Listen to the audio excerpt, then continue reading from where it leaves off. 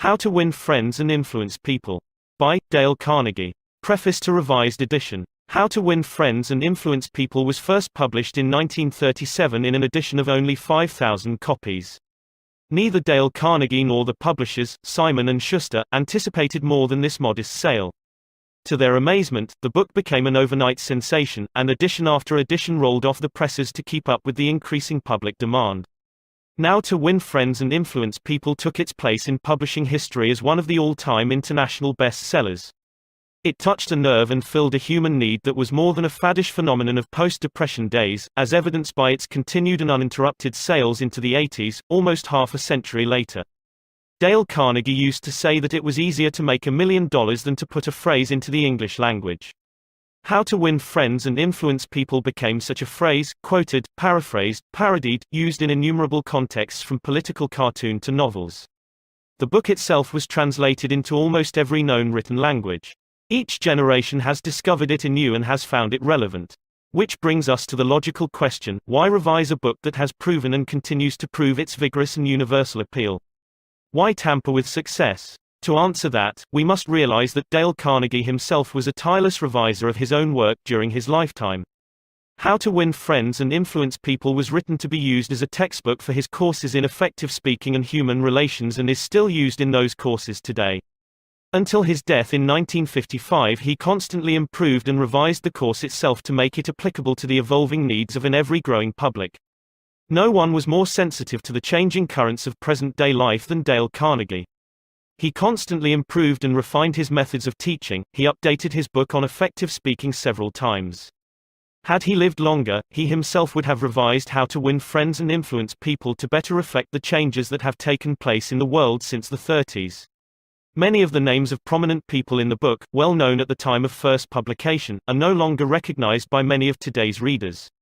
Certain examples and phrases seem as quaint and dated in our social climate as those in a Victorian novel. The important message and overall impact of the book is weakened to that extent. Our purpose, therefore, in this revision is to clarify and strengthen the book for a modern reader without tampering with the content. We have not changed How to Win Friends and Influence People except to make a few excisions and add a few more contemporary examples. The brash, breezy Carnegie style is intact, even the 30s slang is still there. Dale Carnegie wrote as he spoke, in an intensively exuberant, colloquial, conversational manner. So his voice still speaks as forcefully as ever, in the book and in his work. Thousands of people all over the world are being trained in Carnegie courses in increasing numbers each year.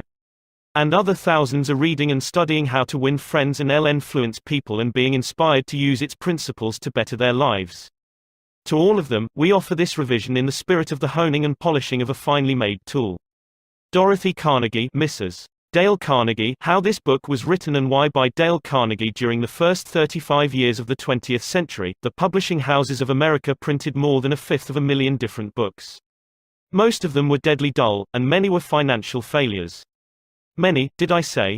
The president of one of the largest publishing houses in the world confessed to me that his company, after 75 years of publishing experience, still lost money on 7 out of every 8 books it published.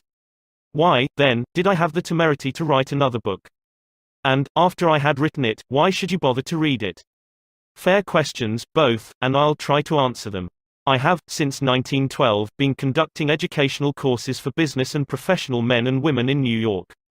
At first, I conducted courses in public speaking only, courses designed to train adults, by actual experience, to think on their feet and express their ideas with more clarity, more effectiveness and more poise, both in business interviews and before groups.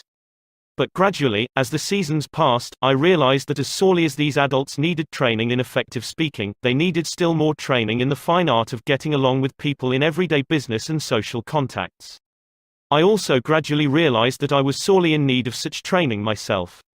As I look back across the years, I am appalled at my own frequent lack of finesse and understanding. How I wish a book such as this had been placed in my hands 20 years ago. What a priceless boon it would have been. Dealing with people is probably the biggest problem you face, especially if you are in business. Yes, and that is also true if you are a housewife, architect or engineer. Research done a few years ago under the auspices of the Carnegie Foundation for the Advancement of Teaching uncovered a most important and significant fact, a fact later confirmed by additional studies made at the Carnegie Institute of Technology. These investigations revealed that even in such technical lines as engineering, about 15% of one's financial success is due to one's technical knowledge and about 85% is due to skill in human engineering to personality and the ability to lead people. For many years, I conducted courses each season at the Engineers Club of Philadelphia, and also courses for the New York chapter of the American Institute of Electrical Engineers. A total of probably more than 1,500 engineers have passed through my classes. They came to me because they had finally realized, after years of observation and experience, that the highest paid personnel in engineering are frequently not those who know the most about engineering. One can, for example, hire mere technical ability in engineering, accountancy, architecture or any other profession at nominal salaries. But the person who has technical knowledge plus the ability to express ideas, to assume leadership, and to arouse enthusiasm among people, that person is headed for higher earning power. In the heyday of his activity, John D. Rockefeller said that the ability to deal with people is as purchasable a commodity as sugar or coffee, and I will pay more for that ability, said John D., than for any other under the sun. Wouldn't you suppose that every college in the land would conduct courses to develop the highest priced ability under the sun? But if there is just one practical, common-sense course of that kind given for adults in even one college in the land, it has escaped my attention up to the present writing. The University of Chicago and the United YMCA Schools conducted a survey to determine what adults want to study. That survey cost $25,000 and took 2 years. The last part of the survey was made in Meriden, Connecticut. It had been chosen as a typical American town. Every adult in Meriden was interviewed and requested to answer 156 questions. Questions such as, what is your business or profession? Your education? How do you spend your spare time? What is your income? Your hobbies? Your ambitions? Your problems? What subjects are you most interested in studying? And so on. That survey revealed that health is the prime interest of adults and that the second interest is people, how to understand and get along with people, how to make people like you, and how to win others to your way of thinking. So the committee conducting this survey resolved to conduct such a course for adults in Meriden. They searched diligently for a practical textbook on the subject and found not one.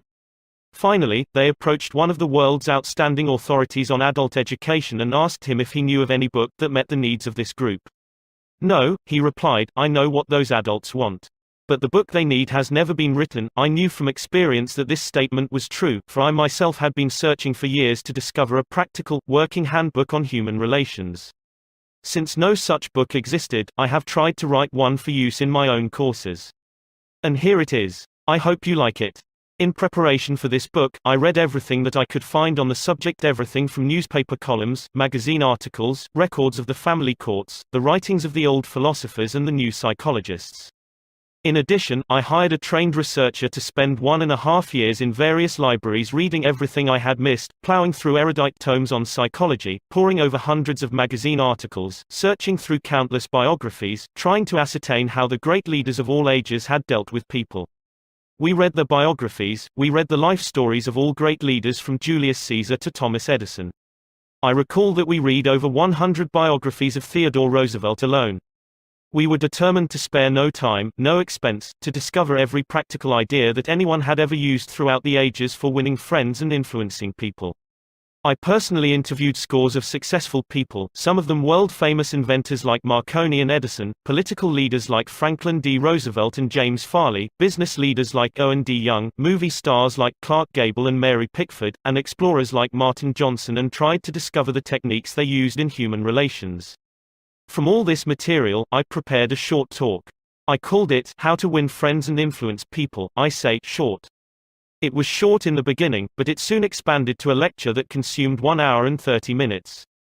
For years, I gave this talk each season to the adults in the Carnegie Institute courses in New York. I gave the talk and urged the listeners to go out and test it in the business and social contacts, and then come back to class and speak about their experiences and the results they had achieved. What an interesting assignment. These men and women, hungry for self-improvement, were fascinated by the idea of working in a new kind of laboratory, the first and only laboratory of human relationships for adults that had ever existed. This book wasn't written in the usual sense of the word. It grew as a child grows. It grew and developed out of that laboratory, out of the experiences of thousands of adults. Years ago, we started with a set of rules printed on a card no larger than a postcard. The next season we printed a larger card, then a leaflet, then a series of booklets, each one expanding in size and scope. After 15 years of experiment and research came this book. The rules we have set down here are not mere theories or guesswork. They work like magic. Incredible as it sounds, I have seen the application of these principles literally revolutionize the lives of many people. To illustrate, a man with 314 employees joined one of these courses. For years, he had driven and criticized and condemned his employees without stint or discretion. Kindness, words of appreciation and encouragement were alien to his lips. After studying the principles discussed in this book, this employer sharply altered his philosophy of life. His organization is now inspired with a new loyalty, a new enthusiasm, a new spirit of teamwork. 314 enemies have been turned into 314 friends. As he proudly said in a speech before the class, when I used to walk through my establishment, no one greeted me. My employees actually looked the other way when they saw me approaching. But now they're all my friends and even the janitor calls me by my first name. This employer gained more profit, more leisure and what is infinitely more important, he found far more happiness in his business and in his home. Countless numbers of salespeople have sharply increased their sales by the use of these principles. Many have opened up new accounts that they had formerly solicited in vain. Executives have been given increased authority, increased pay. One executive reported a large increase in salary because he applied these truths. Another, an executive in the Philadelphia Gas Works Company, was slated for demotion when he was 65 because of his belligerence, because of his inability to lead people skillfully. This training not only saved him from the demotion but brought him a promotion with increased pay. On innumerable occasions, spouses attending the banquet given at the end of the course have told me that their homes have been much happier since their husbands or wives started this training. People are frequently astonished at the new results they achieve. It all seems like magic. In some cases, in their enthusiasm, they have telephoned me at my home on Sundays because they couldn't wait 48 hours to report their achievements at the regular session of the course. One man was so stirred by a talk on these principles that he Saturday far into the night discussing them with other members of the class. At 3 o'clock in the morning, the others went home. But he was so shaken by a realization of his own mistakes, so inspired by the vista of a new and richer world opening before him, that he was unable to sleep. He didn't sleep that night or the next day or the next night. Who was he? A naive, untrained individual ready to gush over any new theory that came along? No, far from it. He was a sophisticated dealer in art, very much the man about town, who spoke 3 languages fluently and was a graduate of 2 European universities. While writing this chapter, I received a letter from a German of the old school, an aristocrat whose forebears had served for generations as professional army officers under the Hohenzollerns. His letter, written from a transatlantic steamer, telling about the application of these principles, rose almost to a religious fervor. Another man, an old New Yorker, a Harvard graduate, a wealthy man, the owner of a large carpet factory, declared he had learned more in 14 weeks through this system of training about the fine art of influencing people than he had learned about the same subject during his 4 years in college. Absurd, laughable, fantastic. Of course, you are privileged to dismiss this statement with whatever adjective you wish. I am merely reporting, without comment, a declaration made by a conservative and eminently successful Harvard graduate in a public address to approximately 600 people at the Yale Club in New York on the evening of Thursday, February 23, 1933. Compared to what we ought to be, said the famous Professor William James of Harvard, compared to what we ought to be, we are only half awake. We are making use of only a small part of our physical and mental resources.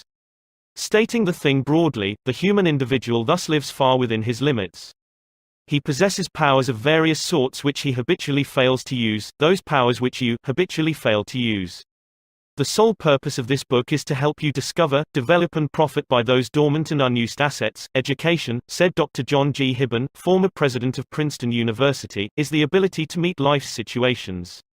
If by the time you have finished reading the first 3 chapters of this book if you aren't then a little better equipped to meet life's situations, then I shall consider this book to be a total failure so far as you are concerned.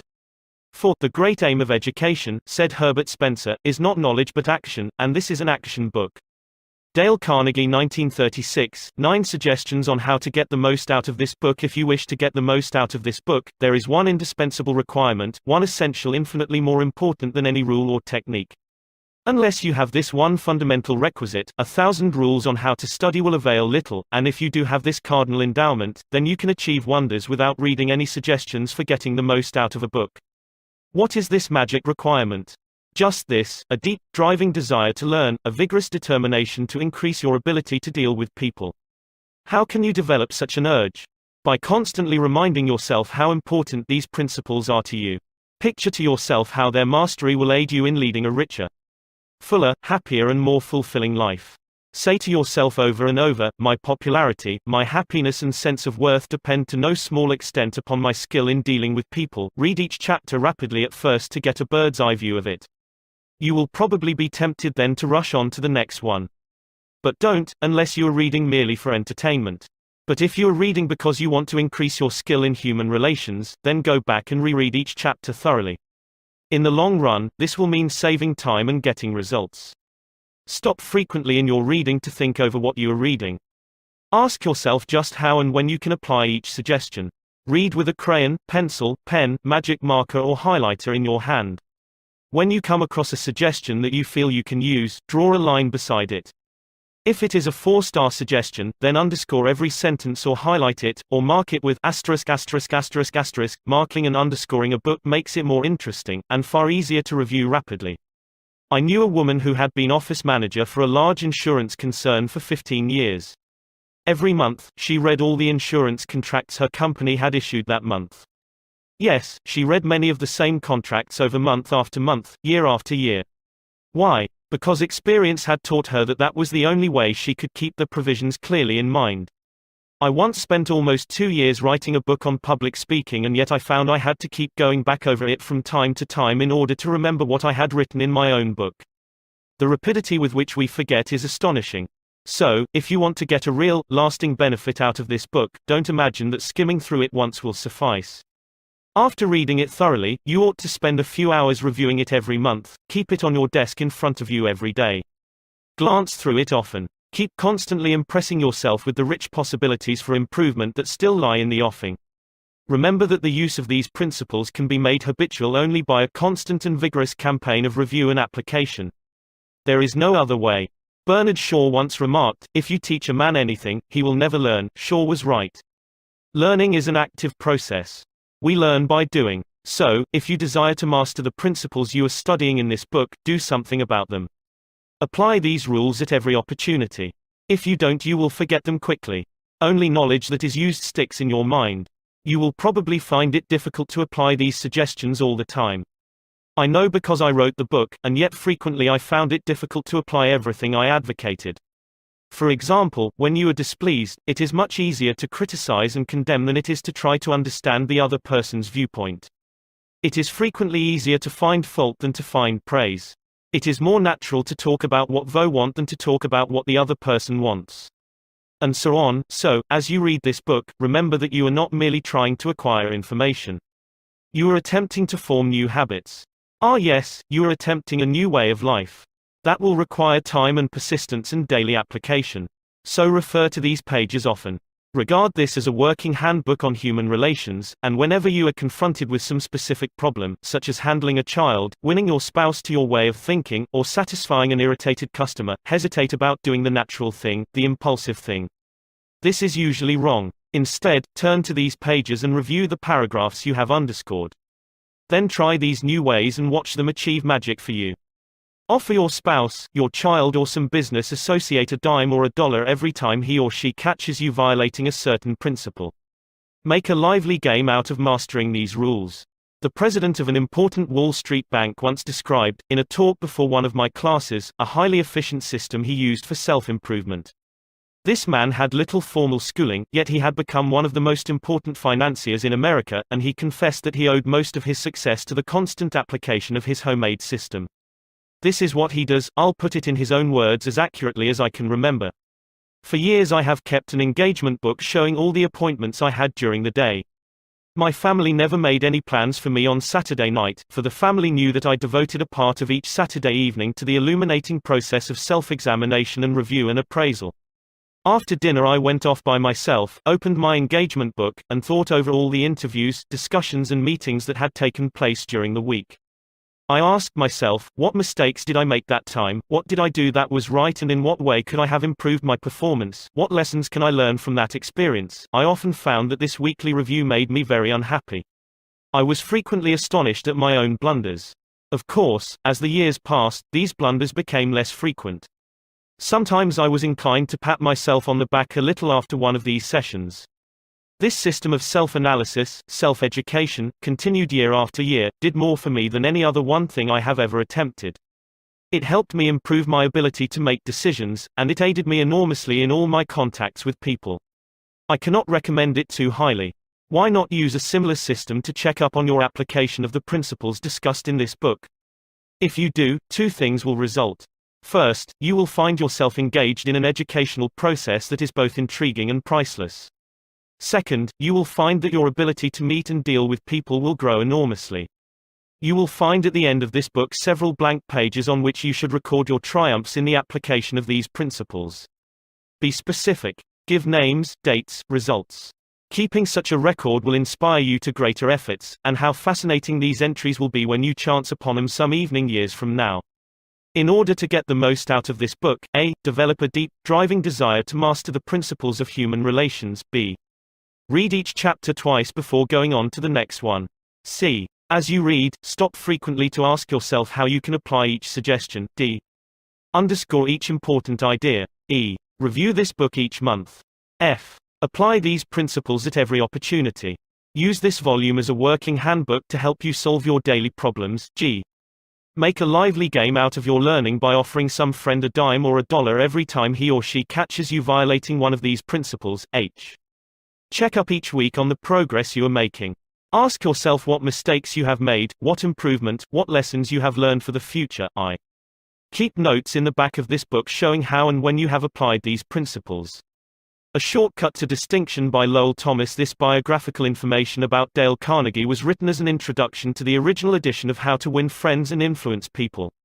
It is reprinted in this edition to give the readers additional background on Dale Carnegie. It was a cold January night in 1935, but the weather couldn't keep them away. 2,500 men and women thronged into the grand ballroom of the Hotel Pennsylvania in New York. Every available seat was filled by 7:30. At 8 o'clock, the eager crowd was still pouring in. The spacious balcony was soon jammed. Presently even standing space was at a premium, and hundreds of people, tired after navigating a day in business, stood up for an hour and a half that night to witness, what?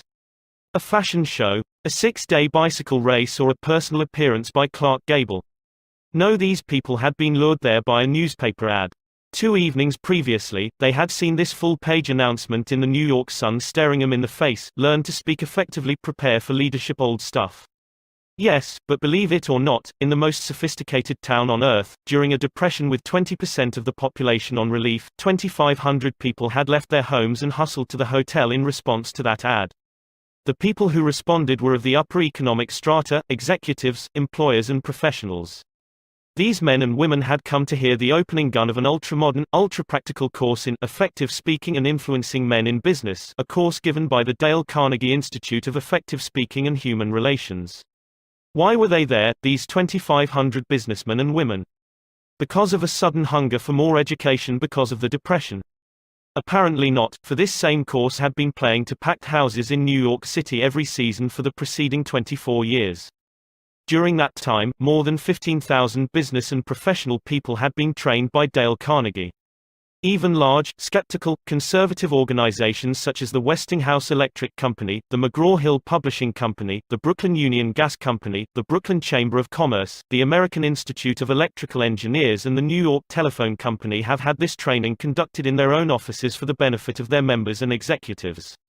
The fact that these people, 10 or 20 years after leaving grade school, high school or college, come and take this training is a glaring commentary on the shocking deficiencies of our educational system. What do adults really want to study? That is an important question, and in order to answer it, the University of Chicago, the American Association for Adult Education, and the United YMCA Schools made a survey over a 2-year period. That survey revealed that the prime interest of adults is health.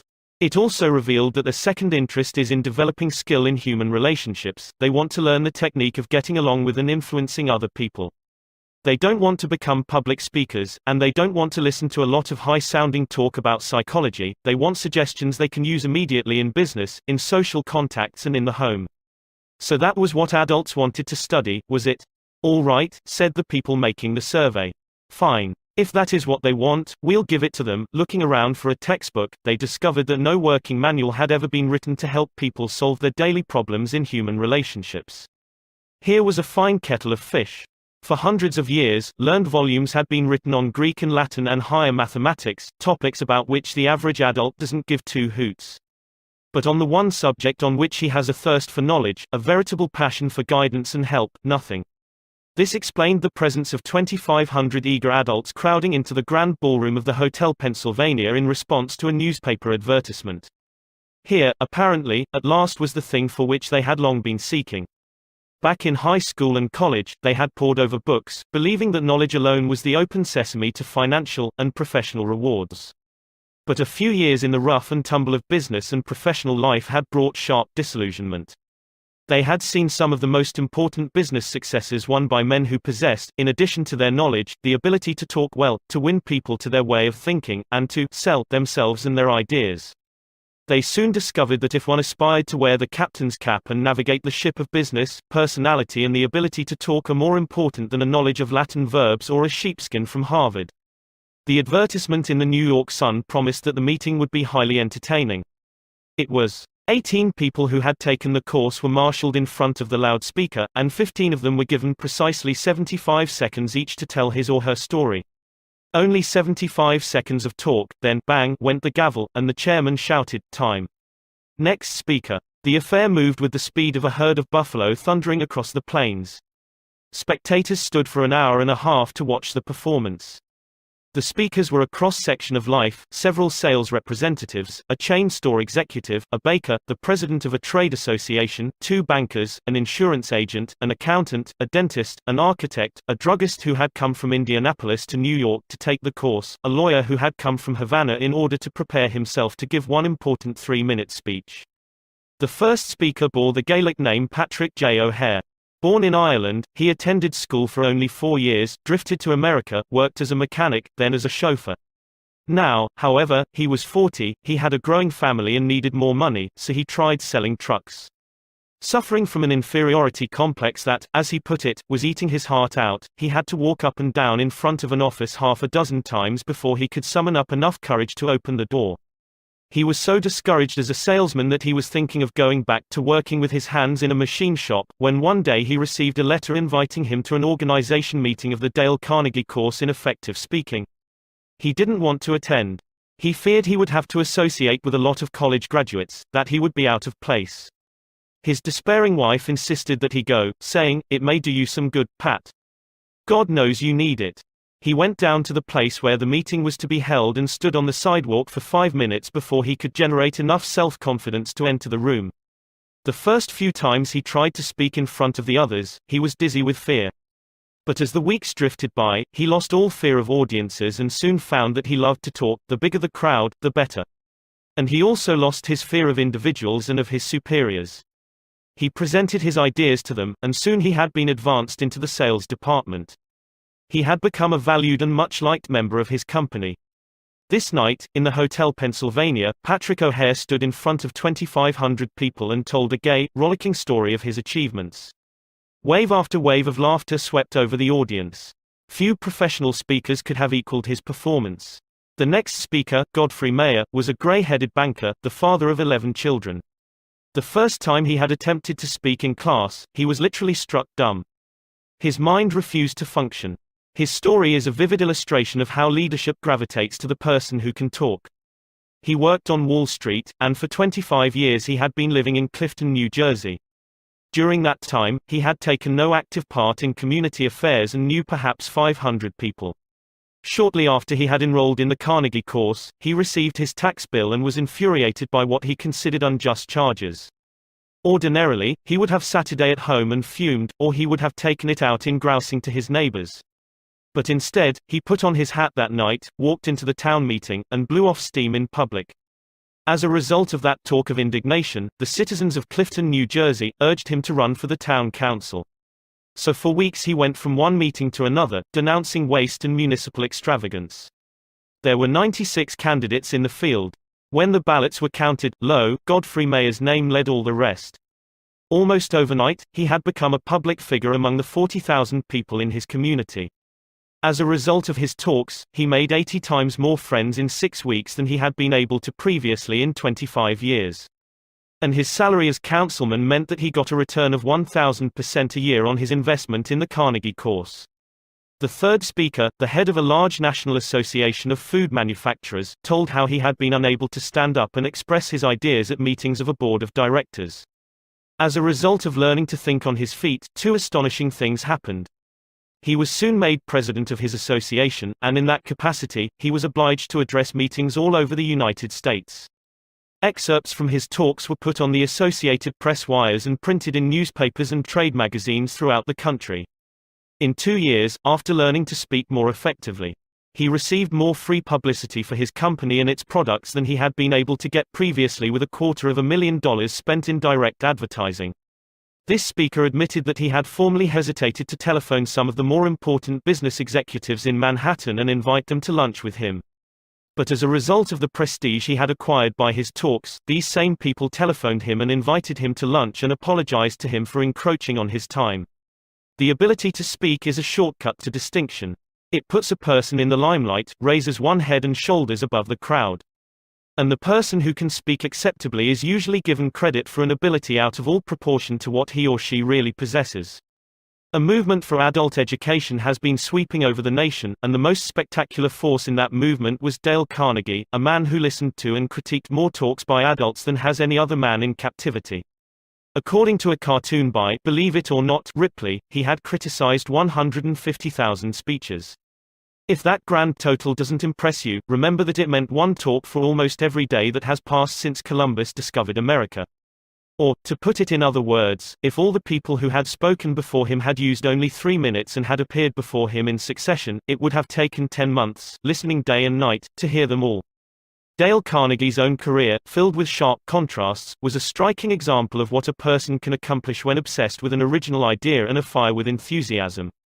Born on a Missouri farm 10 miles from a railway, he never saw a streetcar until he was 12 years old, yet by the time he was 46, he was familiar with the far-flung corners of the earth, everywhere from Hong Kong to Hammerfest, and, at one time, he approached closer to the North Pole than Admiral Byrd's headquarters at Little America was to the South Pole.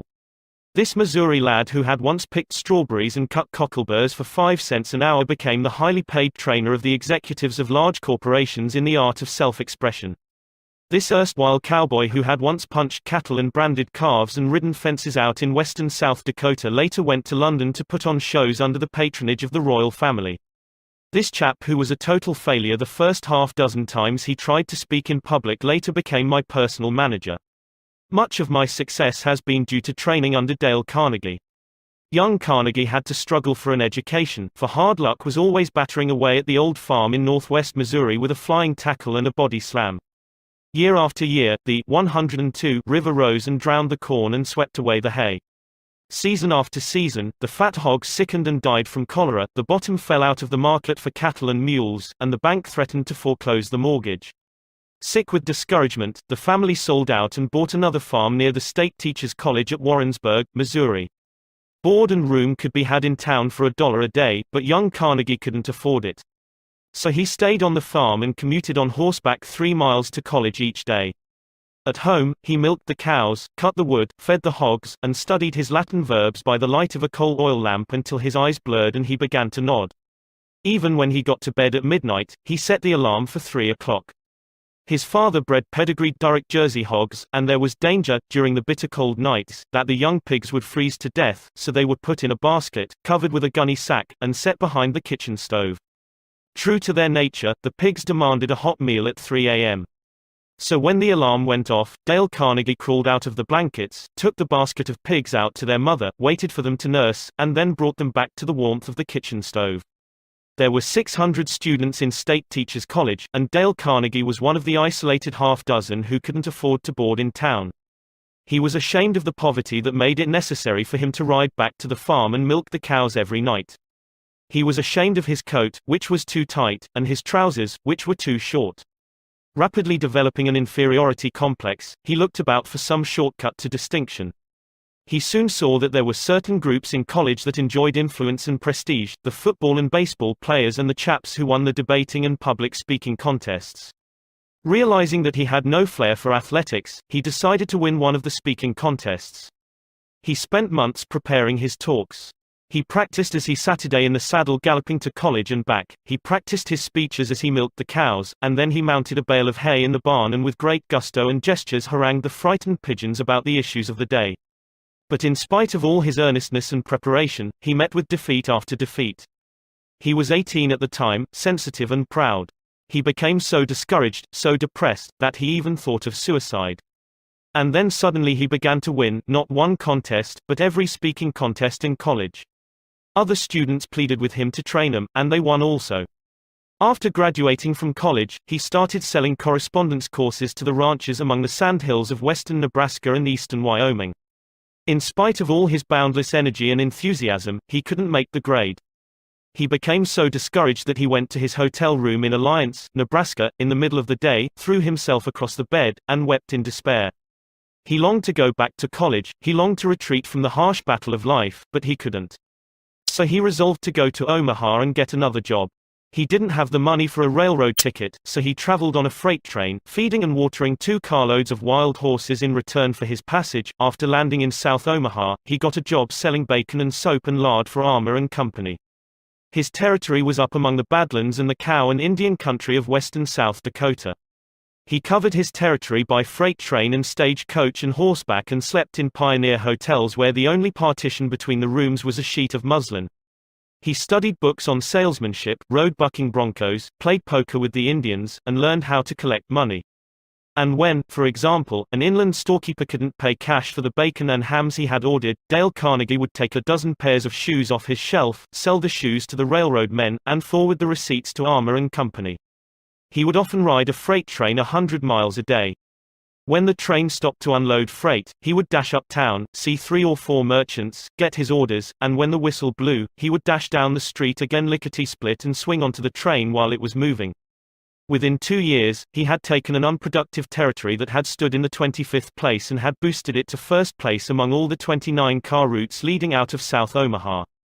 Armour and Company offered to promote him, saying, "You have achieved what seemed impossible." But he refused the promotion and resigned, went to New York, studied at the American Academy of Dramatic Arts, and toured the country, playing the role of Dr. Hartley in Polly of the Circus. He would never be a Booth or a Barrymore. He had the good sense to recognize that, so back he went to sales work, selling automobiles and trucks for the Packard Motor Car Company. He knew nothing about machinery and cared nothing about it. Dreadfully unhappy, he had to scourge himself to his task each day. He longed to have time to study, to write the books he had dreamed about writing back in college. So he resigned. He was going to spend his days writing stories and novels and support himself by teaching in a night school. Teaching what? As he looked back and evaluated his college work, he saw that his training in public speaking had done more to give him confidence, courage, poise and the ability to meet and deal with people in business than had all the rest of his college courses put together, so he urged the YMCA schools in New York to give him a chance to conduct courses in public speaking for people in business. What? Make orators out of business people? Absurd. The YMCA people knew. They had tried such courses and they had always failed. When they refused to pay him a salary of $2 a night, he agreed to teach on a commission basis and take a percentage of the net profits if there were any profits to take. And inside of 3 years they were paying him $30 a night on that basis, instead of $2. The course grew. Other East heard of it, then other cities. Dale Carnegie soon became a glorified circuit rider covering New York, Philadelphia, Baltimore and later London and Paris. All the textbooks were too academic and impractical for the business people who flocked to his courses.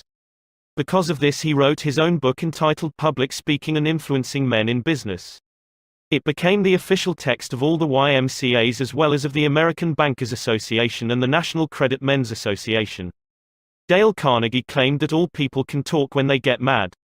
He said that if you hit the most ignorant man in town on the jaw and knock him down, he would get on his feet and talk with an eloquence, heat and emphasis that would have rivaled that world-famous orator William Jennings Bryan at the height of his career. He claimed that almost any person can speak acceptably in public if he or she has self-confidence and an idea that is boiling and stewing within. The way to develop self-confidence, he said, is to do the thing you fear to do and get a record of successful experiences behind you. So he forced each class member to talk at every session of the course. The audience is sympathetic. They are all in the same boat, and, by constant practice, they develop a courage, confidence and enthusiasm that carry over into their private speaking. Dale Carnegie would tell you that he made a living all these years, not by teaching public speaking, that was incidental.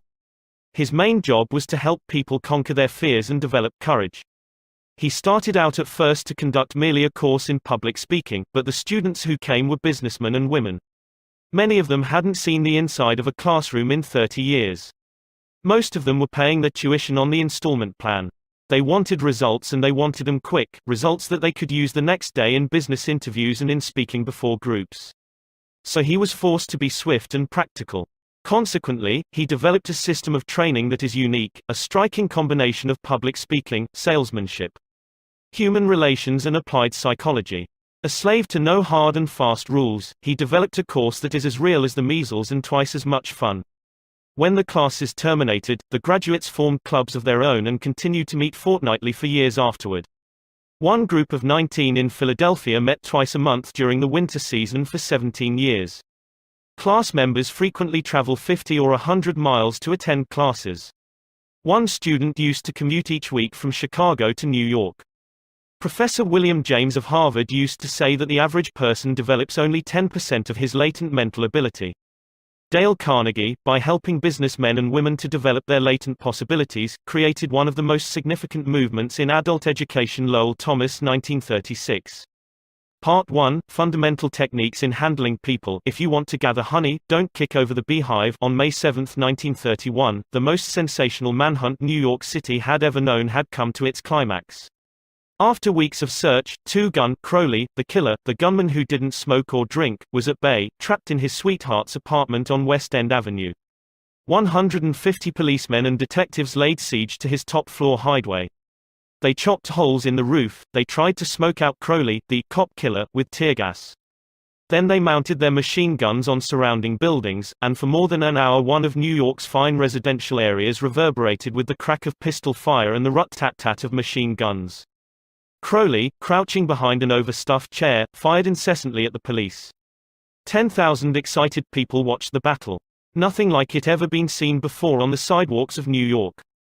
When Crowley was captured, Police Commissioner E.P. Mulrooney declared that the two-gun desperado was one of the most dangerous criminals ever encountered in the history of New York. "He will kill," said the commissioner, "at the drop of a feather." But how did two-gun Crowley regard himself? We know, because while the police were firing into his apartment, he wrote a letter addressed to whom it may concern, and, as he wrote, the blood flowing from his wounds left a crimson trail on the paper. In this letter Crowley said, "Under my coat is a weary heart, but a kind one, one that would do nobody any harm." A short time before this, Crowley had been having a necking party with his girlfriend on a country road out on Long Island. Suddenly a policeman walked up to the car and said, "Let me see your license." Without saying a word, Crowley drew his gun and cut the policeman down with a shower of lead. As the dying officer fell, Crowley leaped out of the car, grabbed the officer's revolver, and fired another bullet into the prostrate body.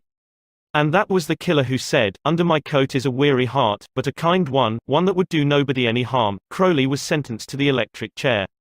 When he arrived at the death house in Sing Sing, did he say, "This is what I get for killing people"? No, he said, "This is what I get for defending myself." The point of the story is this: two-gun Crowley didn't blame himself for anything. Is that an unusual attitude among criminals?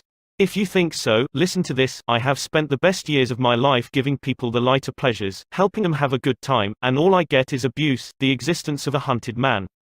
That's Al Capone speaking. Yes, America's most notorious public enemy, the most sinister gang leader who ever shot up Chicago.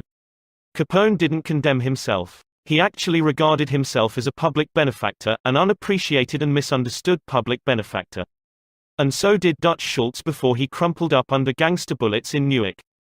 Dutch Schultz, one of New York's most notorious rats, said in a newspaper interview that he was a public benefactor. And he believed it. I have had some interesting correspondence with Louis Laws, who was warden of New York's infamous Sing Sing prison for many years, on this subject, and he declared that few of the criminals in Sing Sing regard themselves as bad men. They are just as human as you and I, so they rationalize, they explain. They can tell you why they had to crack a safe or be quick on the trigger finger. Most of them attempt by a form of reasoning, fallacious or logical, to justify their antisocial acts even to themselves, consequently stoutly maintaining that they should never have been imprisoned at all. If Al Capone, Two Gun, Crowley, Dutch Schultz, and the desperate men and women behind prison walls don't blame themselves for anything, what about the people with whom you and I come in contact? John Wanamaker, founder of the stores that bear his name, once confessed, "I learned 30 years ago that it is foolish to scold.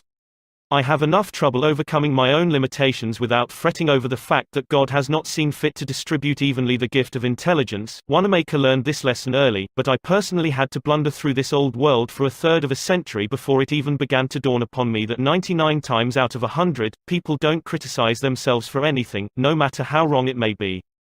Criticism is futile because it puts a person on the defensive and usually makes him strive to justify himself. Criticism is dangerous, because it wounds a person's precious pride, hurts his sense of importance, and arouses resentment. B. F. Skinner, the world-famous psychologist, proved through his experiments that an animal rewarded for good behavior will learn much more rapidly and retain what it learns far more effectively than an animal punished for bad behavior. Later studies have shown that the same applies to humans. By criticizing, we do not make lasting changes and often incur resentment. Hans Selye, another great psychologist, said, "As much as we thirst for approval, we dread condemnation."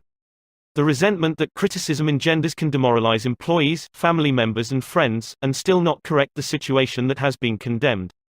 George B. Johnston of Enid, Oklahoma, is the safety coordinator for an engineering company. One of his responsibilities is to see that employees wear their hard hats whenever they are on the job in the field. He reported that whenever he came across workers who were not wearing hard hats, he would tell them with a lot of authority of the regulation and that they must comply. As a result, he would get sullen acceptance, and often after he left, the workers would remove the hats. He decided to try a different approach. The next time he found some of the workers not wearing their hard hat, he asked if the hats were uncomfortable or did not fit properly. Then he reminded the men in a pleasant tone of voice that the hat was designed to protect them from injury and suggested that it always be worn on the job. The result was increased compliance with the regulation with no resentment or emotional upset. You will find examples of the futility of criticism bristling on 1,000 pages of history. Take, for example, the famous quarrel between Theodore Roosevelt and President Taft, a quarrel that split the Republican Party, put Woodrow Wilson in the White House, and wrote bold, luminous lines across the First World War and altered the flow of history. Let's review the facts quickly. When Theodore Roosevelt stepped out of the White House in 1908, he supported Taft, who was elected president. Then Theodore Roosevelt went off to Africa to shoot lions. When he returned, he exploded. He denounced Taft for his conservatism, tried to secure the nomination for a third term himself, formed the Bull Moose Party, and all but demolished the GOP. In the election that followed, William Howard Taft and the Republican Party carried only 2 states, Vermont and Utah. The most disastrous defeat the party had ever known. Theodore Roosevelt blamed Taft, but did President Taft blame himself? Of course not. With tears in his eyes, Taft said, "I don't see how I could have done any differently from what I have." Who was to blame? Roosevelt or Taft? Frankly, I don't know, and I don't care. The point I am trying to make is that all of Theodore Roosevelt's criticism didn't persuade Taft that he was wrong. It merely made Taft strive to justify himself and to reiterate with tears in his eyes, "I don't see how I could have done any differently from what I have." Or, take the Teapot Dome oil scandal. It kept the newspapers ringing with indignation in the early 1920s. It rocked the nation. Within the memory of living men, nothing like it had ever happened before in American public life. Here are the bare facts of the scandal. Albert B. Fall, Secretary of the Interior in Harding's cabinet, was entrusted with the leasing of government oil reserves at Elk Hill and Teapot Dome, oil reserves that had been set aside for the future use of the Navy. Did Secretary Fall permit competitive bidding? No sir. He handed the fat, juicy contract outright to his friend Edward L. Doheny. And what did Doheny do? He gave Secretary Fall what he was pleased to call a loan of $100,000. Then, in a high-handed manner, Secretary Fall ordered United States Marines into the district to drive off competitors whose adjacent wells were sapping oil out of the Elk Hill reserves. These competitors, driven off their ground at the ends of guns and bayonets, rushed into court, and blew the lid off the Teapot Dome scandal. A stench arose so vile that it ruined the Harding administration, nauseated an entire nation, threatened to wreck the Republican Party, and put Albert B. Fall behind prison bars. Fall was condemned viciously, condemned as few men in public life have ever been. Did he repent? Never. Years later, Herbert Hoover intimated in a public speech that President Harding's death had been due to mental anxiety and worry because a friend had betrayed him. When Mrs. Fall heard that, she sprang from her chair, she wept, she shook her fists at fate and screamed, "What? Harding betrayed by Fall? No. My husband never betrayed anyone. This whole house full of gold would not tempt my husband to do wrong. He is the one who has been betrayed and led to the slaughter and crucified." There you are, human nature in action, wrongdoers, blaming everybody but themselves. We are all like that. So when you and I are tempted to criticize someone tomorrow, let's remember Al Capone, Two Gun, Crowley and Albert Fall. Let's realize that criticisms are like homing pigeons. They always return home. Let's realize that the person we are going to correct and condemn will probably justify himself or herself, and condemn us in return, or, like the gentle Taft, will say, "I don't see how I could have done any differently from what I have." On the morning of April 15, 1865, Abraham Lincoln lay dying in a hall bedroom of a cheap lodging house directly across the street from Ford's Theater, where John Wilkes Booth had shot him. Lincoln's long body lay stretched diagonally across a sagging bed that was too short for him. A cheap reproduction of Rosa Bonheur's famous painting The Horse Fair hung above the bed, and a dismal gas jet flickered yellow light. As Lincoln lay dying, Secretary of War Stanton said, "There lies the most perfect ruler of men that the world has ever seen." What was the secret of Lincoln's success in dealing with people? I studied the life of Abraham Lincoln for 10 years and devoted all of 3 years to writing and rewriting a book entitled Lincoln the Unknown. I believe I have made as detailed and exhaustive a study of Lincoln's personality and home life as it is possible for any being to make. I made a special study of Lincoln's method of dealing with people. Did he indulge in criticism? Oh, yes. As a young man in the Pigeon Creek Valley of Indiana, he not only criticized but he wrote letters and poems ridiculing people and dropped these letters on the country roads where they were sure to be found. One of these letters aroused resentments that burned for a lifetime.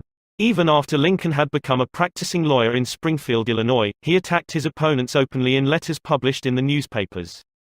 But he did this just once too often. In the autumn of 1842 he ridiculed a vain, pugnacious politician by the name of James Shields. Lincoln lammed him through an anonymous letter published in Springfield Journal. The town roared with laughter. Shields, sensitive and proud, boiled with indignation. He found out who wrote the letter, leaped on his horse, started after Lincoln, and challenged him to fight a duel. Lincoln didn't want to fight. He was opposed to dueling, but he couldn't get out of it and save his honor. He was given the choice of weapons.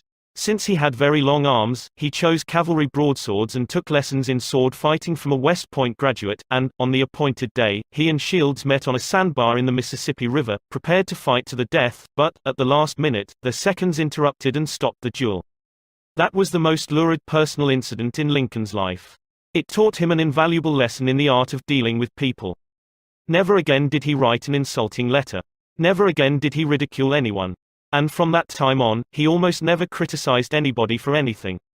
Time after time, during the Civil War, Lincoln put a new general at the head of the Army of the Potomac, and each one in turn, McClellan, Pope, Burnside, Hooker, Meade, blundered tragically and drove Lincoln to pacing the floor in despair. Half the nation savagely condemned these incompetent generals, but Lincoln, with malice toward none, with charity for all, held his peace. One of his favorite quotations was, "Judge not, that ye be not judged," and when Mrs. Lincoln and others spoke harshly of the Southern people, Lincoln replied, "Don't criticize them, they are just what we would be under similar circumstances."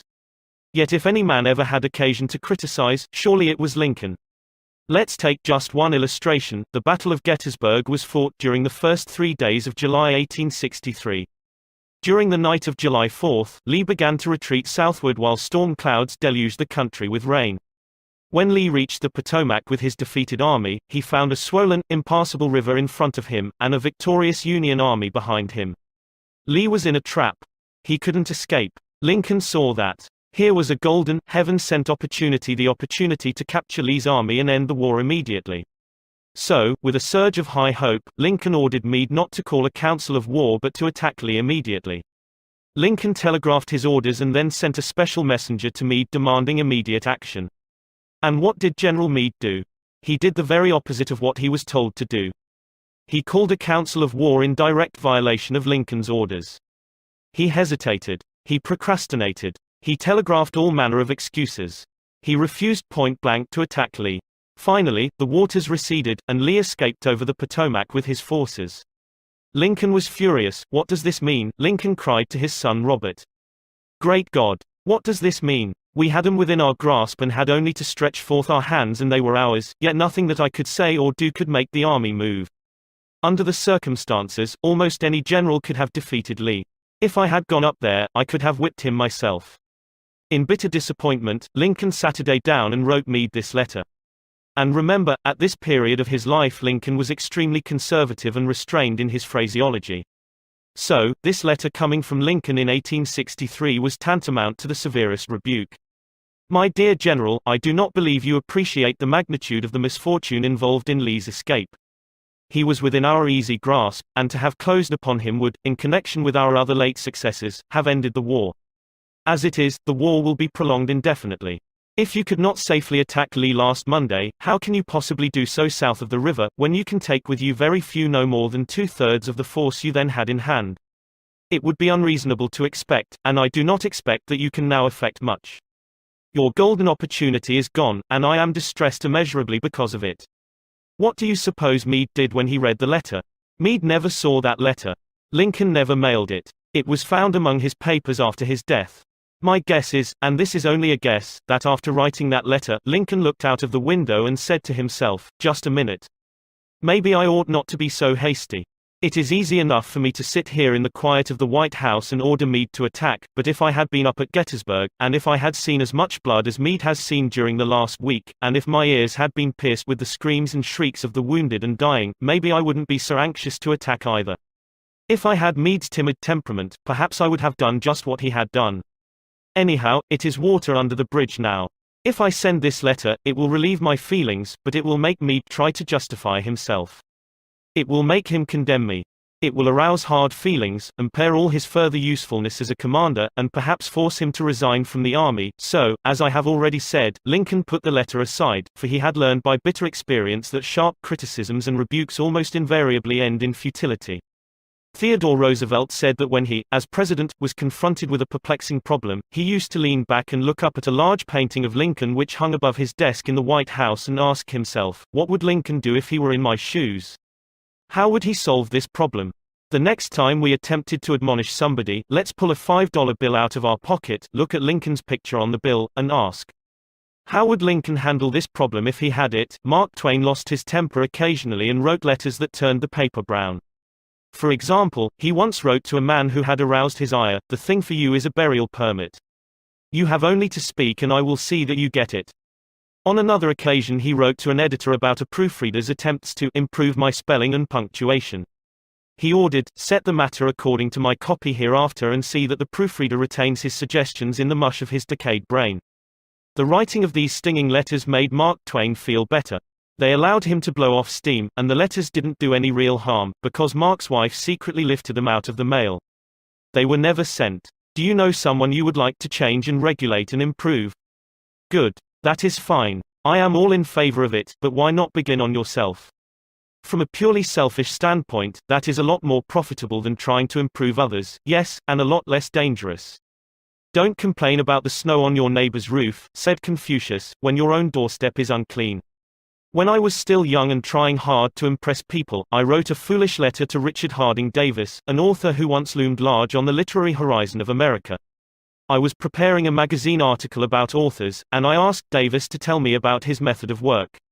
A few weeks earlier, I had received a letter from someone with this notation at the bottom, "Dictated but not read." I was quite impressed. I felt that the writer must be very big and busy and important. I wasn't the slightest bit busy, but I was eager to make an impression on Richard Harding Davis, so I ended my short note with the words, "Dictated but not read." He never troubled to answer the letter. He simply returned it to me with this scribbled across the bottom, "Your bad manners are exceeded only by your bad manners." True, I had blundered, and perhaps I deserved this rebuke. But, being human, I resented it.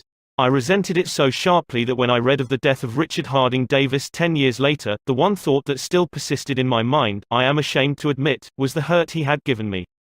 If you and I want to stir up a resentment tomorrow that may rankle across the decades and endure until death, just let us indulge in a little stinging criticism no matter how certain we are that it is justified. When dealing with people, let us remember we are not dealing with creatures of logic. We are dealing with creatures of emotion, creatures bristling with prejudices and motivated by pride and vanity.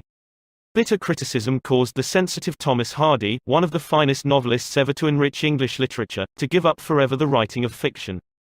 Criticism drove Thomas Chatterton, the English poet, to suicide. Benjamin Franklin, tactless in his youth, became so diplomatic, so adroit at handling people, that he was made American ambassador to France. The secret of his success? I will speak ill of no man, he said, and speak all the good I know of everybody. Any fool can criticize, condemn and complain, and most fools do. But it takes character and self-control to be understanding and forgiving. A great man shows his greatness, said Carlyle, by the way he treats little men. Bob Hoover, a famous test pilot and frequent performer at air shows, was returning to his home in Los Angeles from an air show in San Diego. As described in the magazine Flight Operations, at 300 feet in the air, both engines suddenly stopped. By deft maneuvering he managed to land the plane, but it was badly damaged although nobody was hurt. Hoover's first act after the emergency landing was to inspect the airplane's fuel. Just as he suspected, the World War II propeller plane he had been flying had been fueled with jet fuel rather than gasoline. Upon returning to the airport, he asked to see the mechanic who had serviced his airplane. The young man was sick with the agony of his mistake. Tears streamed down his face as Hoover approached. He had just caused the loss of a very expensive plane and could have caused the loss of 3 lives as well. You can imagine Hoover's anger. One could anticipate the tongue lashing that this proud and precise pilot would unleash for that carelessness. But Hoover didn't scold the mechanic, he didn't even criticize him. Instead, he put his big arm around the man's shoulder and said, "To show you I'm sure that you'll never do this again, I want you to service my F-51 tomorrow." Often parents attempted to criticize their children. You would expect me to say, "Don't." But I will not. I am merely going to say, before you criticize them, read one of the classics of American journalism, Father Forgets. It originally appeared as an editorial in the People's Home Journal. We are reprinting it here with the author's permission, as condensed in the Reader's Digest. Father Forgets is one of those little pieces which, dashed off in a moment of sincere feeling, strikes an echoing chord in so many readers as to become a perennial reprint favorite. Since its first appearance, Father Forgets has been reproduced, writes the author, W. Livingston Land, in hundreds of magazines and house organs, and in newspapers the country over. It has been reprinted almost as extensively in many foreign languages. I have given personal permission to thousands who wish to read it from school, church, and lecture platforms. It has been on the air on countless occasions and programs. Oddly enough, college periodicals have used it, and high school magazines. Sometimes a little piece seems mysteriously to click. This one certainly did. Father Forgets. W. Livingston Land. Listen, son, I am saying this as you lie asleep, one little paw crumpled under your cheek and the blonde curls stickily wet on your damp forehead. I have stolen into your room alone. Just a few minutes ago, as I sat reading my paper in the library, a stifling wave of remorse swept over me. Guiltily I came to your bedside. There are the things I was thinking, son. I had been cross with you. I scolded you as you were dressing for school because you gave your face merely a dab with a towel. I took you to task for not cleaning your shoes. I called out angrily when you threw some of your things on the floor. At breakfast I found fault, too. You spilled things. You gulped down your food. You put your elbows on the table. You spread butter too thick on your bread. And as you started off to play and I made for my train, you turned and waved a hand and called, "Goodbye, Daddy," and I frowned, and said in reply, "Hold your shoulders back." Then it began all over again in the late afternoon. As I came up the road, I spied you, down on your knees, playing marbles. There were holes in your stockings. I humiliated you before your boyfriends by marching you ahead of me to the house. Stockings were expensive, and if you had to buy them you would be more careful. Imagine that, son, from a father. Do you remember, later, when I was reading in the library, how you came in timidly, with a sort of hurt look in your eyes? When I glanced up over my paper, impatient at the interruption, you hesitated at the door. "What is it you want?" I snapped. You said nothing, but ran across in one tempestuous plunge, and threw your arms around my neck and kissed me, and your small arms tightened with an affection that God had set blooming in your heart and which even neglect could not wither. And then you were gone, pattering up the stairs. Well, son, it was shortly afterwards that my paper slipped from my hands and a terrible sickening fear came over me. What has habit been doing to me? The habit of finding fault, of reprimanding. This was my reward to you for being a boy. It was not that I did not love you, it was that I expected too much of youth. I was measuring you by the yardstick of my own years. And there was so much that was good and fine and true in your character. The little heart of you was as big as the dawn itself over the wide hills. This was shown by your spontaneous impulse to rush in and kiss me good night. Nothing else matters tonight, son. I have come to your bedside in the darkness, and I have knelt there, ashamed. It is a feeble atonement. I know you would not understand these things if I told them to you during your waking hours. But tomorrow I will be a real daddy. I will chum with you, and suffer when you suffer, and laugh when you laugh. I will bite my tongue when impatient words come. I will keep saying as if it were a ritual, he is nothing but a boy, a little boy. I am afraid I have visualized you as a man. Yet as I see you now, son, crumpled and weary in your cot, I see that you are still a baby. Yesterday you were in your mother's arms, your head on her shoulder. I have asked too much, too much. Instead of condemning people, let's try to understand them. Let's try to figure out why they do what they do. That's a lot more profitable and intriguing than criticism, and it breeds sympathy, tolerance and kindness. To know all is to forgive all. As Dr. Johnson said, God himself, sir, does not propose to judge man until the end of his days, why should you and I? Principle 1. Don't criticize, condemn or complain with a well thought out and educated way to add a solution. The big secret of dealing with people: there is only one way under high heaven to get anybody to do anything. Did you ever stop to think of that? Yes, just one way. And that is by making the other person want to do it. Remember, there is no other way. Of course, you can make someone want to give you his watch by sticking a revolver in his ribs. You can make your employees give you cooperation, until your back is turned, by threatening to fire them. You can make a child do what you want it to do by a whip or a threat. But these crude methods have sharply undesirable repercussions. The only way I can get you to do anything is by giving you what you want. What do you want? Sigmund Freud said that everything you and I do springs from two motives: the sex urge and the desire to be great. John Dewey, one of America's most profound philosophers, phrased it a bit differently. Dr. Dewey said that the deepest urge in human nature is the desire to be important. Remember that phrase, the desire to be important. It is significant. You are going to hear a lot about it in this book. What do you want? Not many things, but the few that you do wish, you crave with an insistence that will not be denied. Some of the things most people want include: 1. Health and the preservation of life. 2. Food. 3. Sleep. 4. Money and the things money will buy. 5. Life in the hereafter. 6. Sexual gratification. 7. The well-being of our children. 8. A feeling of importance. Almost all these wants are usually gratified, all except one. But there is one longing, almost as deep, almost as imperious, as the desire for food or sleep, which is seldom gratified. It is what Freud calls the desire to be great. It is what Dewey calls the desire to be important. Lincoln once began a letter saying, "Everybody likes a compliment." William James said, "The deepest principle in human nature is the craving to be appreciated."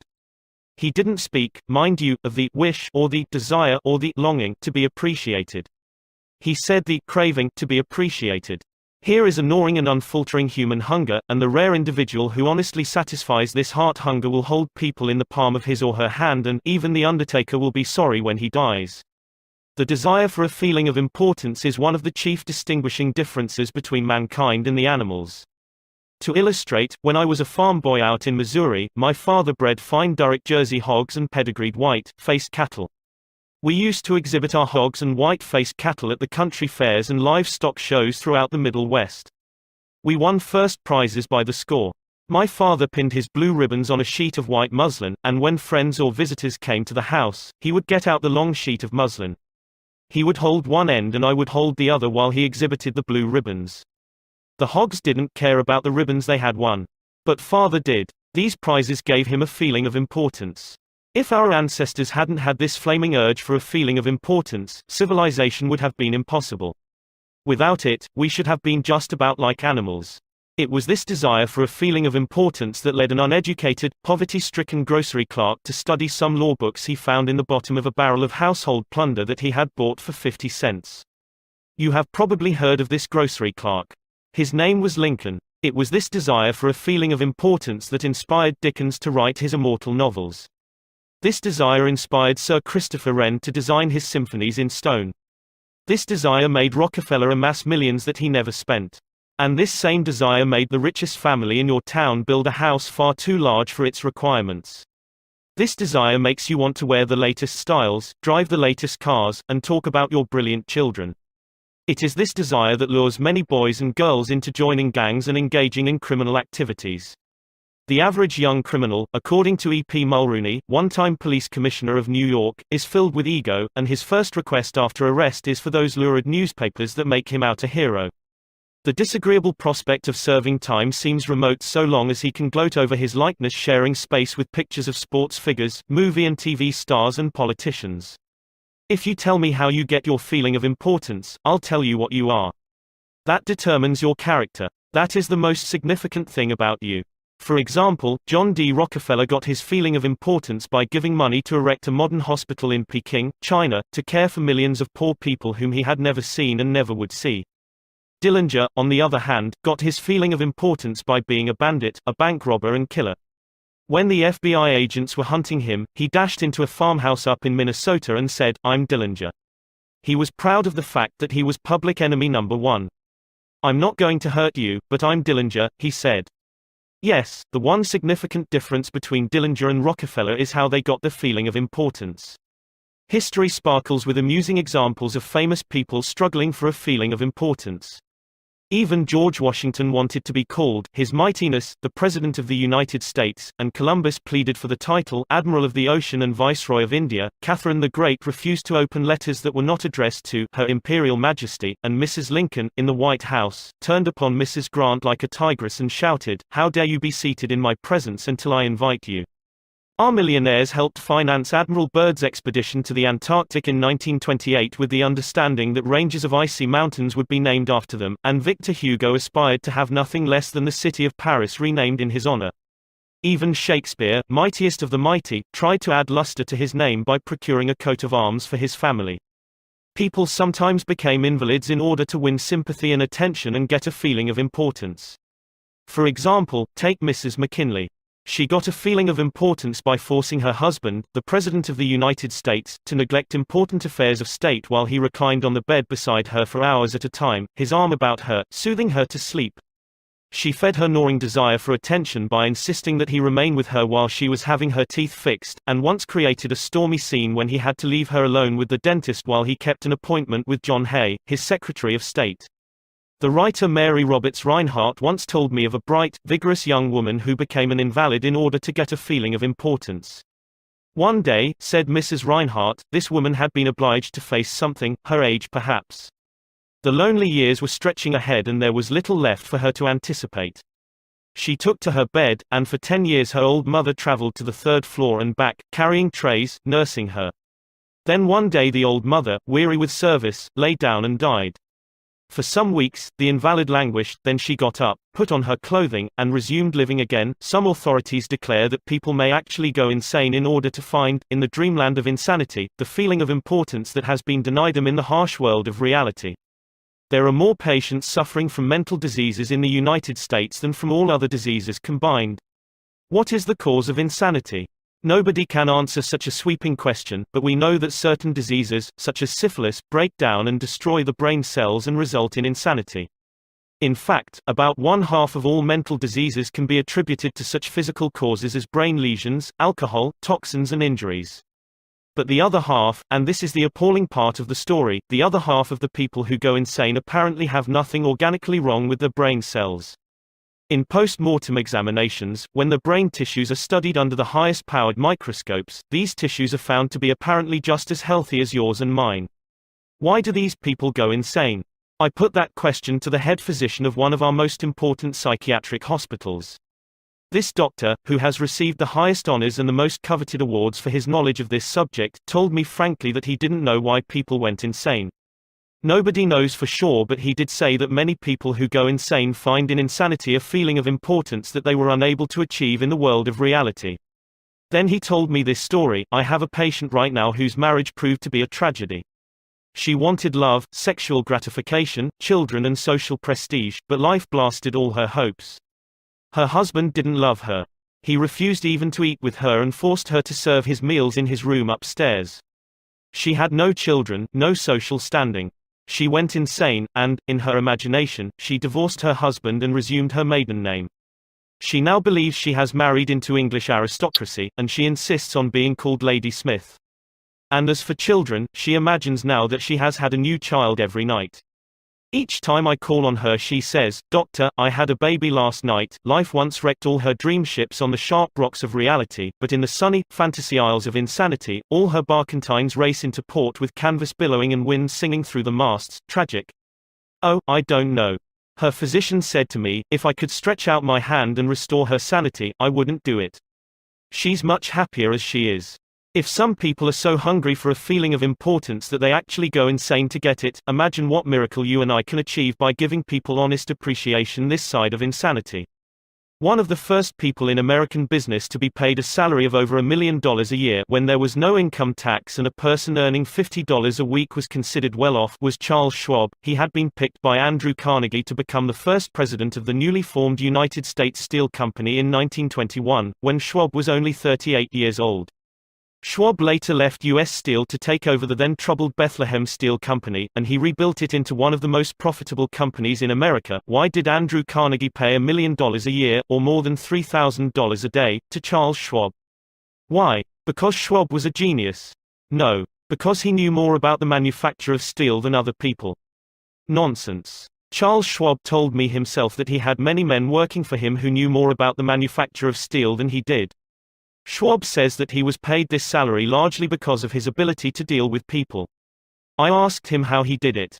Here is his secret set down in his own words, words that ought to be cast in eternal bronze and hung in every home and school, every shop and office in the land, words that children ought to memorize instead of wasting their time memorizing the conjugation of Latin verbs or the amount of the annual rainfall in Brazil, words that will all but transform your life and mine if we will only live them. I consider my ability to arouse enthusiasm among my people, said Schwab, the greatest asset I possess, and the way to develop the best that is in a person is by appreciation and encouragement.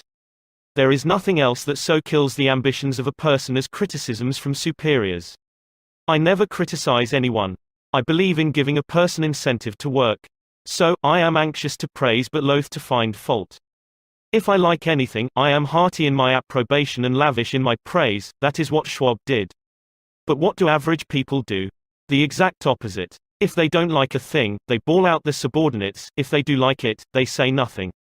As the old couplet says, once I did bad and that I heard ever, twice I did good, but that I heard never. In my wide association in life, meeting with many and great people in various parts of the world, Schwab declared, I have yet to find the person, however great or exalted his station, who did not do better work and put forth greater effort under a spirit of approval than he would ever do under a spirit of criticism.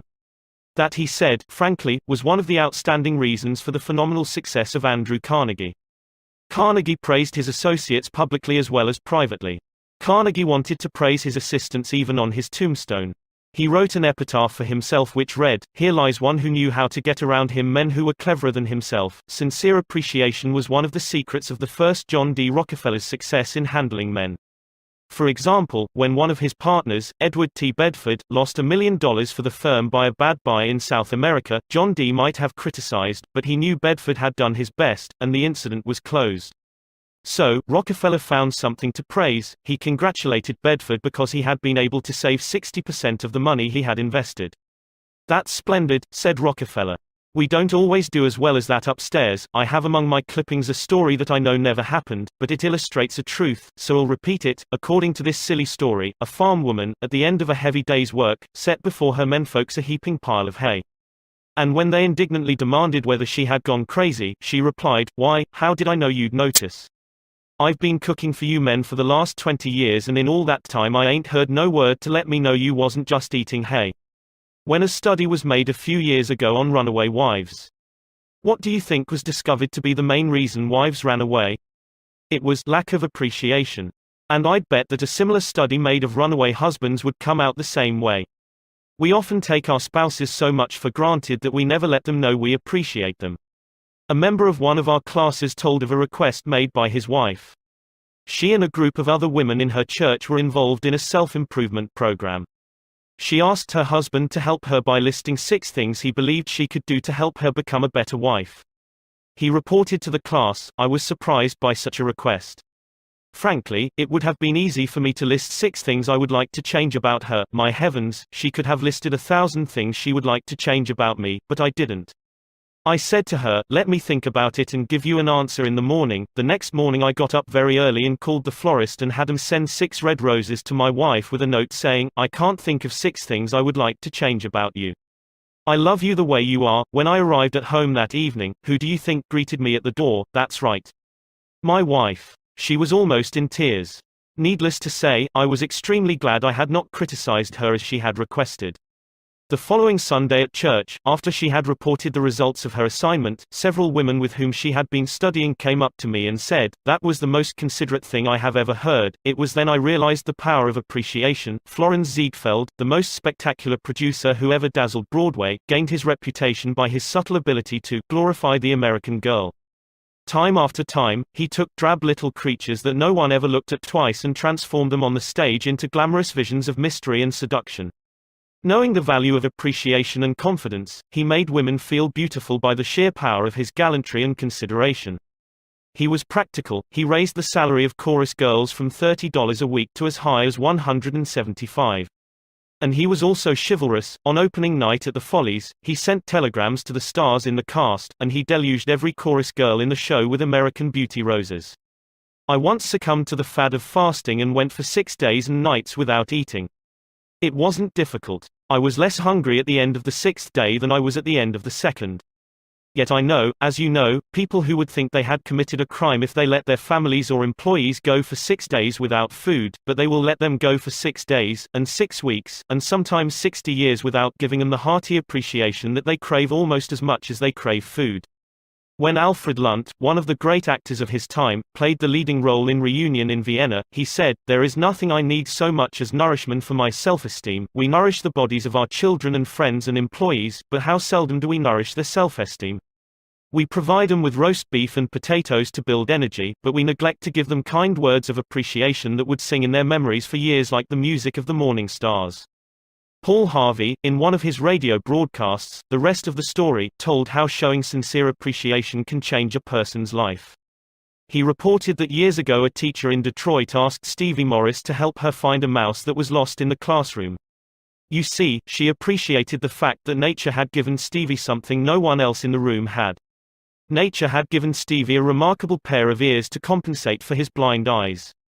But this was really the first time Stevie had been shown appreciation for those talented ears. Now, years later, he says that this act of appreciation was the beginning of a new life.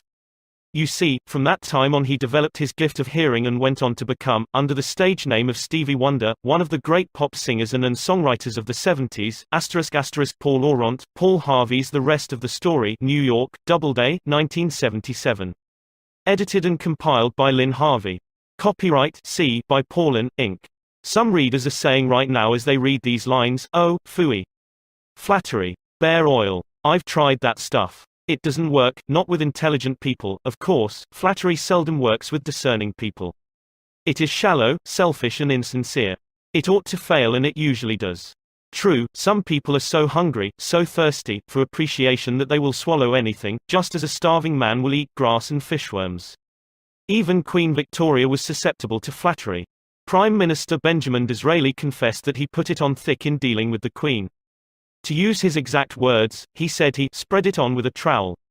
But Disraeli was one of the most polished, deft and adroit men who ever ruled the far-flung British Empire. He was a genius in his line. What would work for him wouldn't necessarily work for you and me. In the long run, flattery will do you more harm than good. Flattery is counterfeit, and like counterfeit money.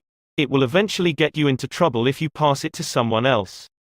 The difference between appreciation and flattery. That is simple. One is sincere and the other insincere. One comes from the heart out, the other from the teeth out. One is unselfish, the other selfish. One is universally admired, the other universally condemned. I recently saw a bust of Mexican hero General Alvaro Obregón in the Chapultepec Palace in Mexico City.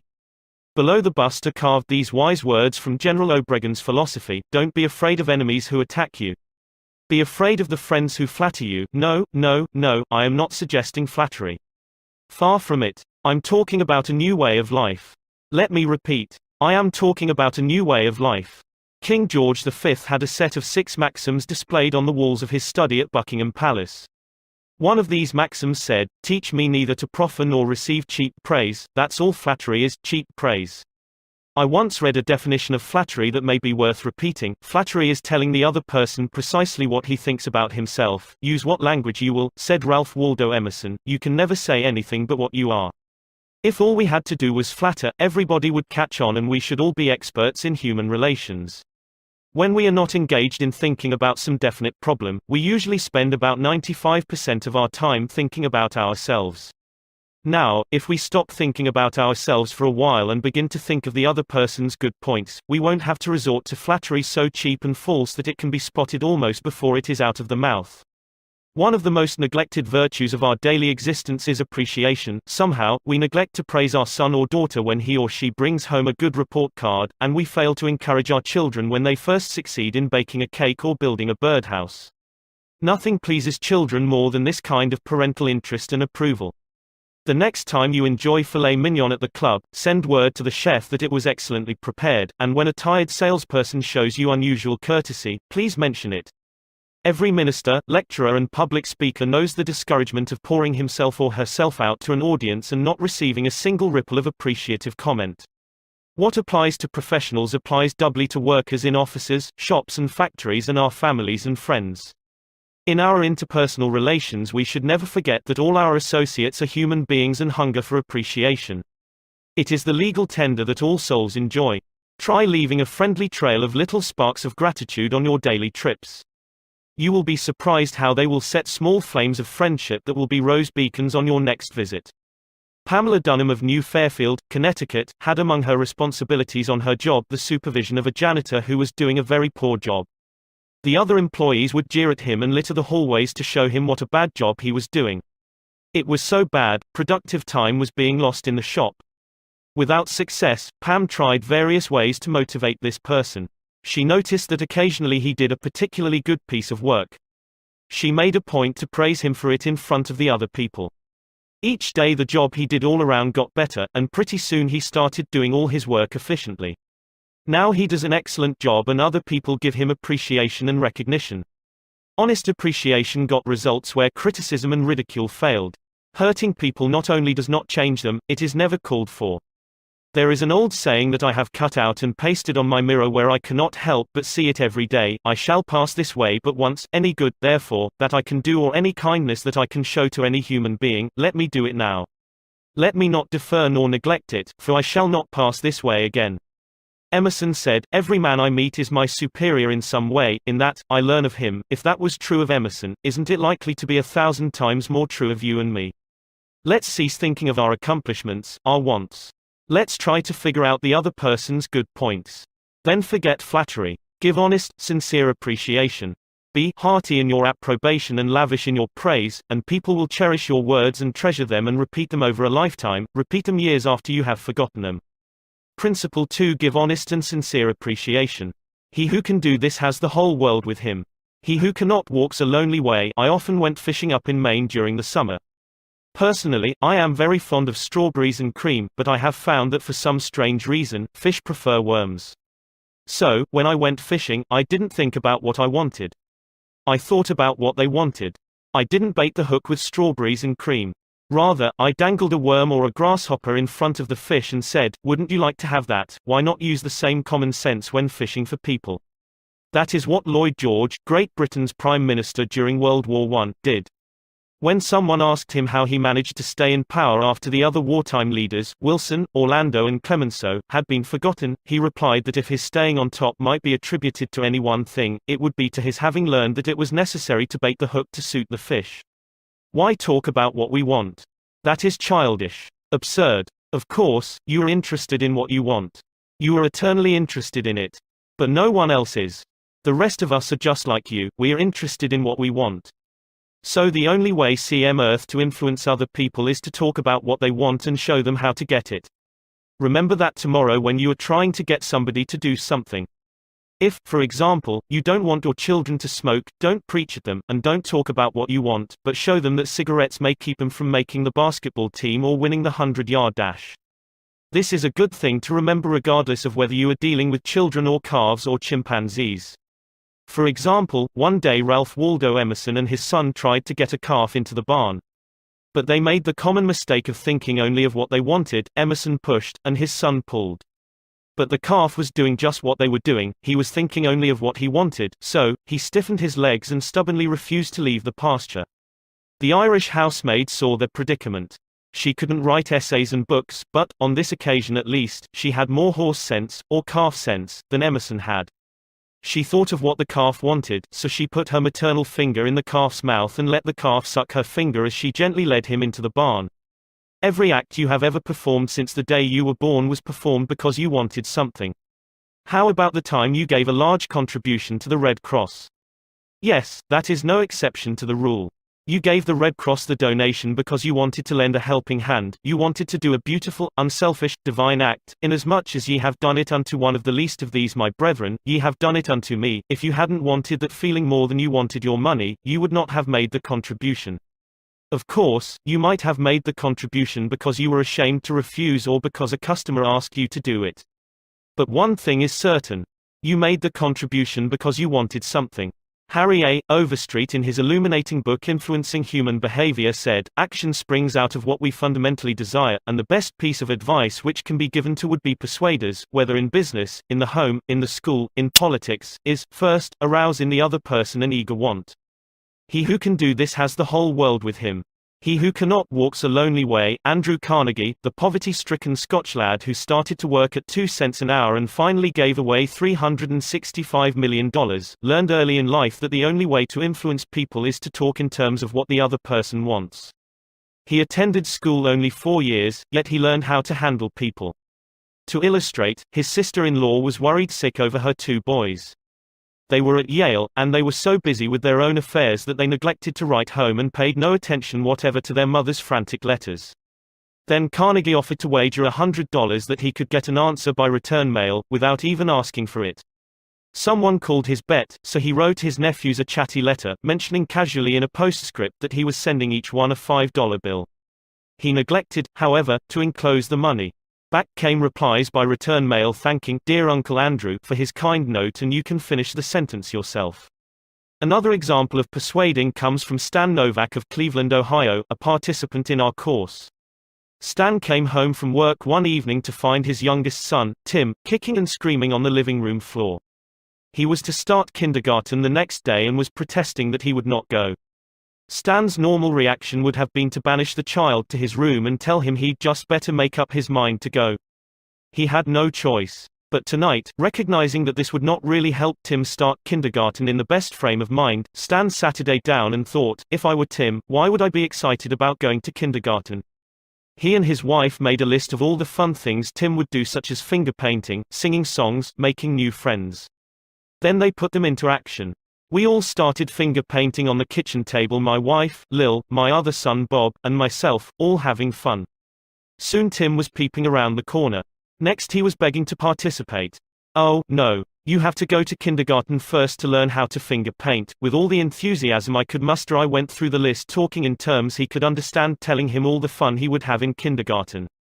The next morning, I thought I was the first one up.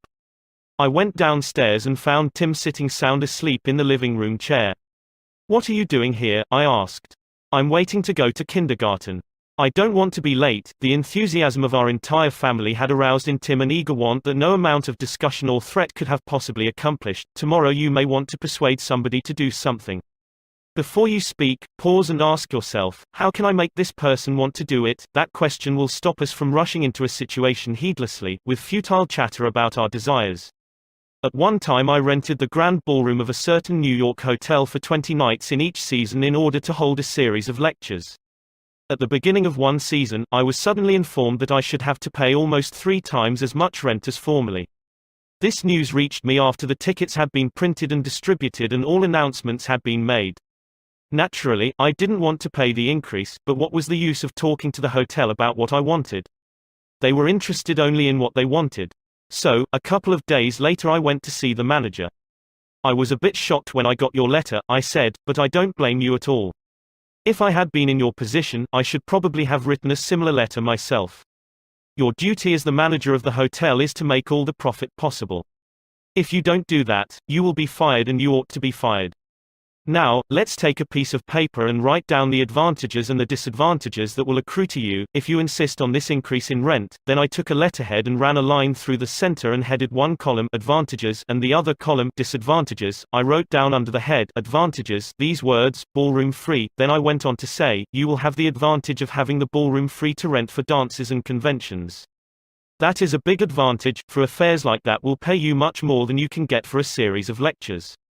If I tie your ballroom up for 20 nights during the course of the season, it is sure to mean a loss of some very profitable business to you. Now, let's consider the disadvantages. First, instead of increasing your income from me, you are going to decrease it. In fact, you are going to wipe it out because I cannot pay the rent you are asking. I shall be forced to hold these lectures at some other place. There's another disadvantage to you also. These lectures attract crowds of educated and cultured people to your hotel. That is good advertising for you, isn't it? In fact, if you spent $5,000 advertising in the newspapers, you couldn't bring as many people to look at your hotel as I can bring by these lectures. That is worth a lot to a hotel, isn't it? As I talked, I wrote these two disadvantages under the proper heading, and handed the sheet of paper to the manager, saying, I wish you would carefully consider both the advantages and disadvantages that are going to accrue to you and then give me your final decision. I received a letter the next day, informing me that my rent would be increased only 50% instead of 300%. Mind you, I got this reduction without saying a word about what I wanted. I talked all the time about what the other person wanted and how he could get it. Suppose I had done the human, natural thing, suppose I had stormed into his office and said, what do you mean by raising my rent 300% when you know the tickets have been printed and the announcements made? 300%. Ridiculous. Absurd. I won't pay it. What would have happened then? An argument would have begun to steam and boil and sputter, and you know how arguments end. Even if I had convinced him that he was wrong, his pride would have made it difficult for him to back down and give in. Here is one of the best bits of advice ever given about the fine art of human relationships. If there is any one secret of success, said Henry Ford, it lies in the ability to get the other person's point of view and see things from that person's angle as well as from your own. That is so good, I want to repeat it. If there is any one secret of success, it lies in the ability to get the other person's point of view and see things from that person's angle as well as from your own. That is so simple, so obvious, that anyone ought to see the truth of it at a glance, yet 90% of the people on this earth ignore it 90% of the time. An example: look at the letters that come across your desk tomorrow morning, and you will find that most of them violate this important canon of common sense. Take this one, a letter written by the head of the radio department of an advertising agency with offices scattered across the continent. This letter was sent to the managers of local radio stations throughout the country. I have set down, in brackets, my reactions to each paragraph. Mr. John Blank, Blankville, Indiana. Dear Mr. Blank, the company desires to retain its position in advertising agency leadership in the radio field. Who cares what your company desires? I am worried about my own problems. The bank is foreclosing the mortgage on my house, the bugs are destroying the hollyhocks, the stock market tumbled yesterday. I missed the 8:15 this morning, I wasn't invited to the Joneses dance last night, the doctor tells me I have high blood pressure and neuritis and dandruff. And then what happens? I come down to the office this morning worried, open my mail and here is some little whippersnapper off in New York yapping about what his company wants.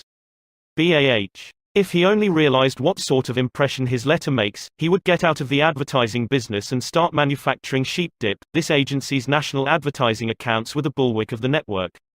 Our subsequent clearances of station time have kept us at the top of agencies year after year. You are big and rich and right at the top, are you? So what? I don't give two whoops in Hades if you are as big as General Motors and General Electric and the General Staff of the U.S. Army all combined. If you had as much sense as a half-witted hummingbird, you would realize that I am interested in how big I am, not how big you are. All this talk about your enormous success makes me feel small and unimportant.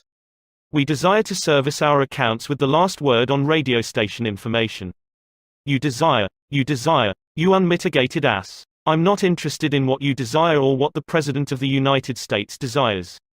Let me tell you once and for all that I am interested in what I desire, and you haven't said a word about that yet in this absurd letter of yours. Will you, therefore, put the company on your preferred list for weekly station information, every single detail that will be useful to an agency in intelligently booking time?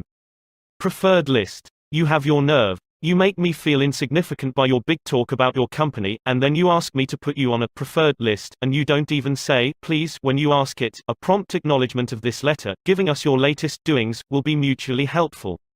You fool. You mail me a cheap form letter, a letter scattered far and wide like the autumn leaves, and you have the gall to ask me, when I am worried about the mortgage and the hollyhocks and my blood pressure, to sit down and dictate a personal note acknowledging your form letter, and you ask me to do it promptly. What do you mean, promptly? Don't you know I am just as busy as you are, or, at least, I like to think I am. And while we are on the subject, who gave you the lordly right to order me around? You say it will be mutually helpful. At last, you have begun to see my viewpoint. But you are vague about how it will be to my advantage. Very truly yours, John Doe, Manager, Radio Department. P.S. The enclosed reprint from the Blankville Journal will be of interest to you, and you may want to broadcast it over your station. Finally, down here in the postscript, you mention something that may help me solve one of my problems. Why didn't you begin your letter with, but what's the use? Any advertising man who is guilty of perpetrating such drivel as you have sent me has something wrong with his medulla oblongata. You don't need a letter giving our latest doings. What you need is a quart of iodine in your thyroid gland. Now, if people who devote their lives to advertising and who pose as experts in the art of influencing people to buy, if they write a letter like that, what can we expect from the butcher and baker or the auto mechanic? Here is another letter, written by the superintendent of a large freight terminal to a student of this course, Edward Vermeulen. What effect did this letter have on the man to whom it was addressed? Read it and then I'll tell you. A. Zaraga's Sons, Inc., 28 Front Street, Brooklyn, New York, 11201. Attention, Mr. Edward Vermeulen. Gentlemen, the operations at our outbound rail receiving station are handicapped because a material percentage of the total business is delivered us in the late afternoon. This condition results in congestion, overtime on the part of our forces, delays to trucks, and in some cases delays to freight. On November 10, we received from your company a lot of 510 pieces, which reached here at 4:20 p.m. We solicit your cooperation toward overcoming the undesirable effects arising from late receipt of freight. May we ask that, on days on which you ship the volume which was received on the above date, effort be made either to get the truck here earlier or to deliver as part of the freight during the morning. The advantage that would accrue to you under such an arrangement would be that of more expeditious discharge of your trucks and the assurance that your business would go forward on the date of its receipt. Very truly yours, J. B. Supt. After reading this letter, Mr. Vermeulen, sales manager for A. Zaraga's Sons, Inc., sent it to me with the following comment: this letter had the reverse effect from that which was intended. The letter begins by describing the terminal's difficulties, in which we are not interested, generally speaking. Our cooperation is then requested without any thought as to whether it would inconvenience us, and then, finally, in the last paragraph, the fact is mentioned that if we do cooperate it will mean more expeditious discharge of our trucks with the assurance that our freight will go forward on the date of its receipt. In other words, that in which we are most interested is mentioned last, and the whole effect is one of raising a spirit of antagonism rather than of cooperation. Let's see if we can't rewrite and improve this letter. Let's not waste any time talking about our problems. As Henry Ford admonishes, let's get the other person's point of view and see things from his or her angle, as well as from our own. Here is one way of revising the letter. It may not be the best way, but isn't it an improvement? Mr. Edward Vermeulen, A. Zaraga's Sons, Inc., 28 Front Street, Brooklyn, New York, 11201. Dear Mr. Vermeulen, your company has been one of our good customers for 14 years. Naturally, we are very grateful for your patronage and are eager to give you the speedy, efficient service you deserve.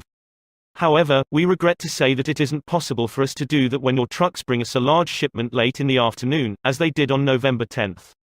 Why? Because many other customers make late afternoon deliveries also. Naturally, that causes congestion. That means your trucks are held up unavoidably at the pier and sometimes even your freight is delayed. That's bad, but it can be avoided. If you make your deliveries at the pier in the morning when possible, your trucks will be able to keep moving, your freight will get immediate attention, and our workers will get home early at night to enjoy a dinner of the delicious macaroni and noodles that you manufacture. Regardless of when your shipments arrive, we shall always cheerfully do all in our power to serve you promptly. You are busy. Please don't trouble to answer this note. Yours truly, J. B. Supt. Barbara Anderson, who worked in a bank in New York, desired to move to Phoenix, Arizona, because of the health of her son. Using the principles she had learned in our course, she wrote the following letter to 12 banks in Phoenix: Dear Sir, my 10 years of bank experience should be of interest to a rapidly growing bank like yours. In various capacities in bank operations with the Bankers Trust Company in New York, leading to my present assignment as branch manager, I have acquired skills in all phases of banking including depositor relations, credits, loans and administration. I will be relocating to Phoenix in May and I am sure I can contribute to your growth and profit. I will be in Phoenix the week of April 3rd and would appreciate the opportunity to show you how I can help your bank meet its goals. Sincerely, Barbara L. Anderson. Do you think Mrs. Anderson received any response from that letter? 11 of the 12 banks invited her to be interviewed, and she had a choice of which banks offer to accept. Why? Mrs. Anderson did not state what she wanted but wrote in the letter how she could help them, and focused on their wants, not her own. Thousands of salespeople are pounding the pavements today, tired, discouraged and underpaid. Why? Because they are always thinking only of what they want. They don't realize that neither you nor I want to buy anything. If we did, we would go out and buy it. But both of us are eternally interested in solving our problems. And if salespeople can show us how their services or merchandise will help us solve our problems, they won't need to sell us. We'll buy. And customers like to feel that they are buying, not being sold. Yet many salespeople spend a lifetime in selling without seeing things from the customer's angle. For example, for many years I lived in Forest Hills, a little community of private homes in the center of Greater New York. One day as I was rushing to the station, I chanced to meet a real estate operator who had bought and sold property in that area for many years. He knew Forest Hills well, so I hurriedly asked him whether or not my stucco house was built with metal lath or hollow tile. He said he didn't know and told me what I already knew, that I could find out by calling the Forest Hills Garden Association. The following morning, I received a letter from him. Did he give me the information I wanted? He could have gotten it in 60 seconds by a telephone call. But he didn't. He told me again that I could get it by telephoning, and then asked me to let him handle my insurance. He was not interested in helping me. He was interested only in helping himself. J. Howard Lucas of Birmingham, Alabama, tells how two salespeople from the same company handled the same type of situation. He reported, several years ago, I was on the management team of a small company. Headquartered near us was the district office of a large insurance company.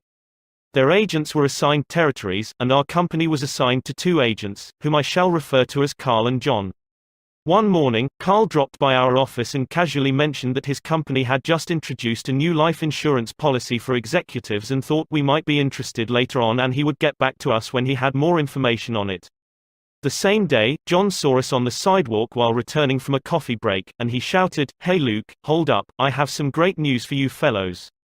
He hurried over and very excitedly told us about an executive life insurance policy his company had introduced that very day. It was the same policy that Carl had casually mentioned. He wanted us to have one of the first issued. He gave us a few important facts about the coverage and ended saying, "The policy is so new, I'm going to have someone from the home office come out tomorrow and explain it. Now, in the meantime, let's get the applications signed and, on the way, so he can have more information to work with." His enthusiasm aroused in us an eager want for this policy even though we still did not have details. When they were made available to us, they confirmed John's initial understanding of the policy, and he not only sold each of us a policy, but later doubled our coverage. Carl could have had those sales, but he made no effort to arouse in us any desire for the policies. The world is full of people who are grabbing and self-seeking.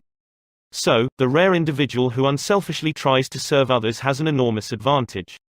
He has little competition. Owen D. Young, a noted lawyer and one of America's great business leaders, once said, "People who can put themselves in the place of other people who can understand the workings of their minds, need never worry about what the future has in store for them."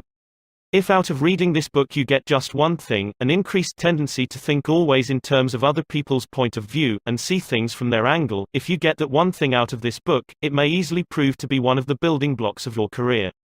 Looking at the other person's point of view and arousing in him an eager want for something is not to be construed as manipulating that person so that he will do something that is only for your benefit and his detriment. Each party should gain from the negotiation. In the letters to Mr. Vermeulen, both the sender and the receiver of the correspondence gained by implementing what was suggested. Both the bank and Mrs. Anderson won by her letter in that the bank obtained a valuable employee and Mrs. Anderson a suitable job. And in the example of John's sale of insurance to Mr. Lucas, both gained through this transaction.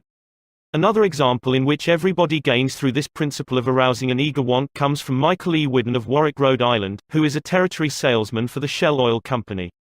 Mike wanted to become the #1 salesperson in his district, but one service station was holding him back.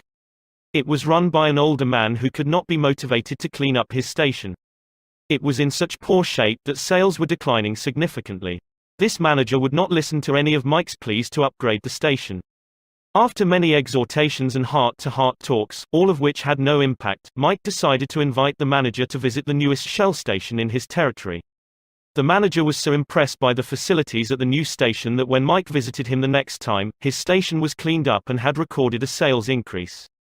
This enabled Mike to reach the #1 spot in his district. All his talking and discussion hadn't helped, but by arousing an eager want in the manager, by showing him the modern station, he had accomplished his goal, and both the manager and Mike benefited. Most people go through college and learn to read Virgil and master the mysteries of calculus without ever discovering how their own minds function. For instance, I once gave a course in effective speaking for the young college graduates who were entering the employ of the Carrier Corporation, the large air conditioner manufacturer. One of the participants wanted to persuade the others to play basketball in their free time, and this is about what he said: "I want you to come out and play basketball. I like to play basketball, but the last few times I've been to the gymnasium there haven't been enough people to get up a game. 2 or 3 of us got to throwing the ball around the other night, and I got a black eye. I wish all of you would come down tomorrow night. I want to play basketball." Did he talk about anything you want? You don't want to go to a gymnasium that no one else goes to, do you? You don't care about what he wants. You don't want to get a black eye. Could he have shown you how to get the things you want by using the gymnasium? Surely. More pep, keener edge to the appetite, clearer brain, fun, games, basketball. To repeat Professor Overstreet's wise advice, first, arouse in the other person an eager want. He who can do this has the whole world with him.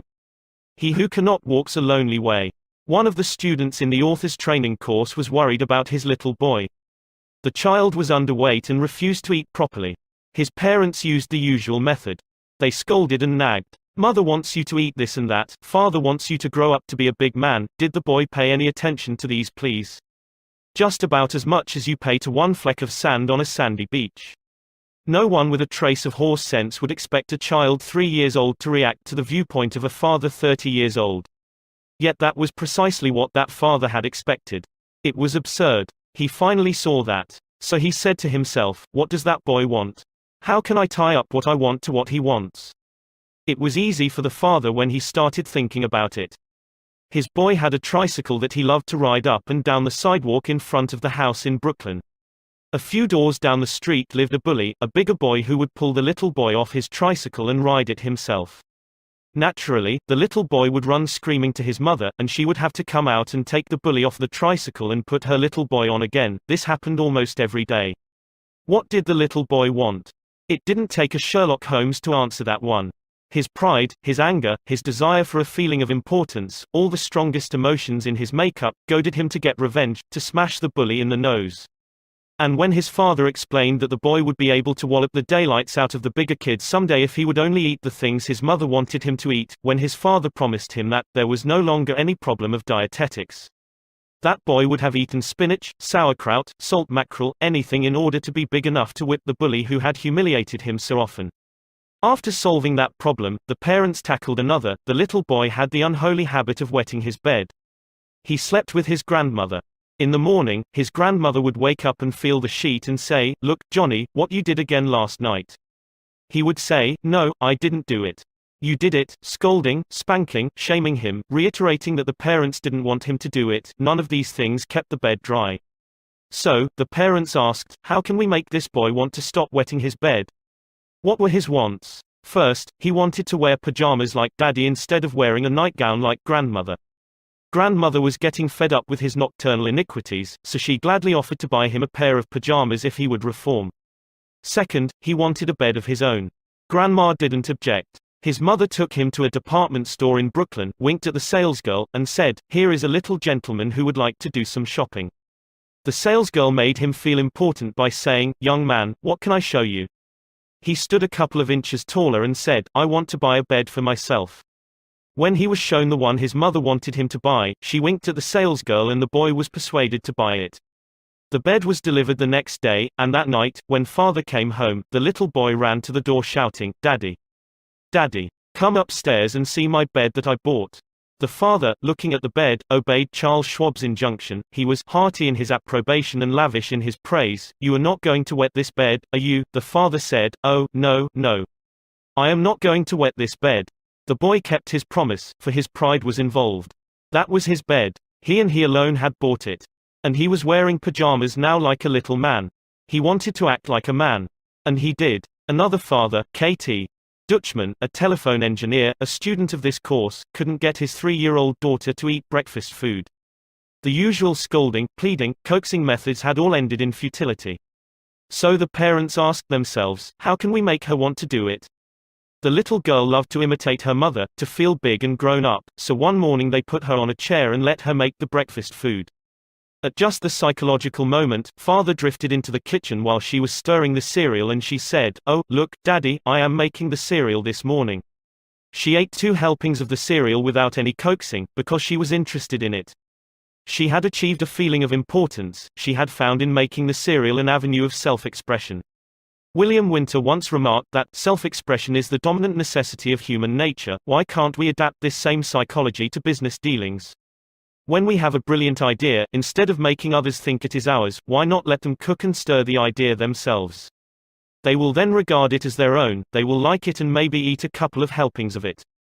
Remember, first, arouse in the other person an eager want. He who can do this has the whole world with him. He who cannot walks a lonely way. Principle 3. Arouse in the other person an eager want.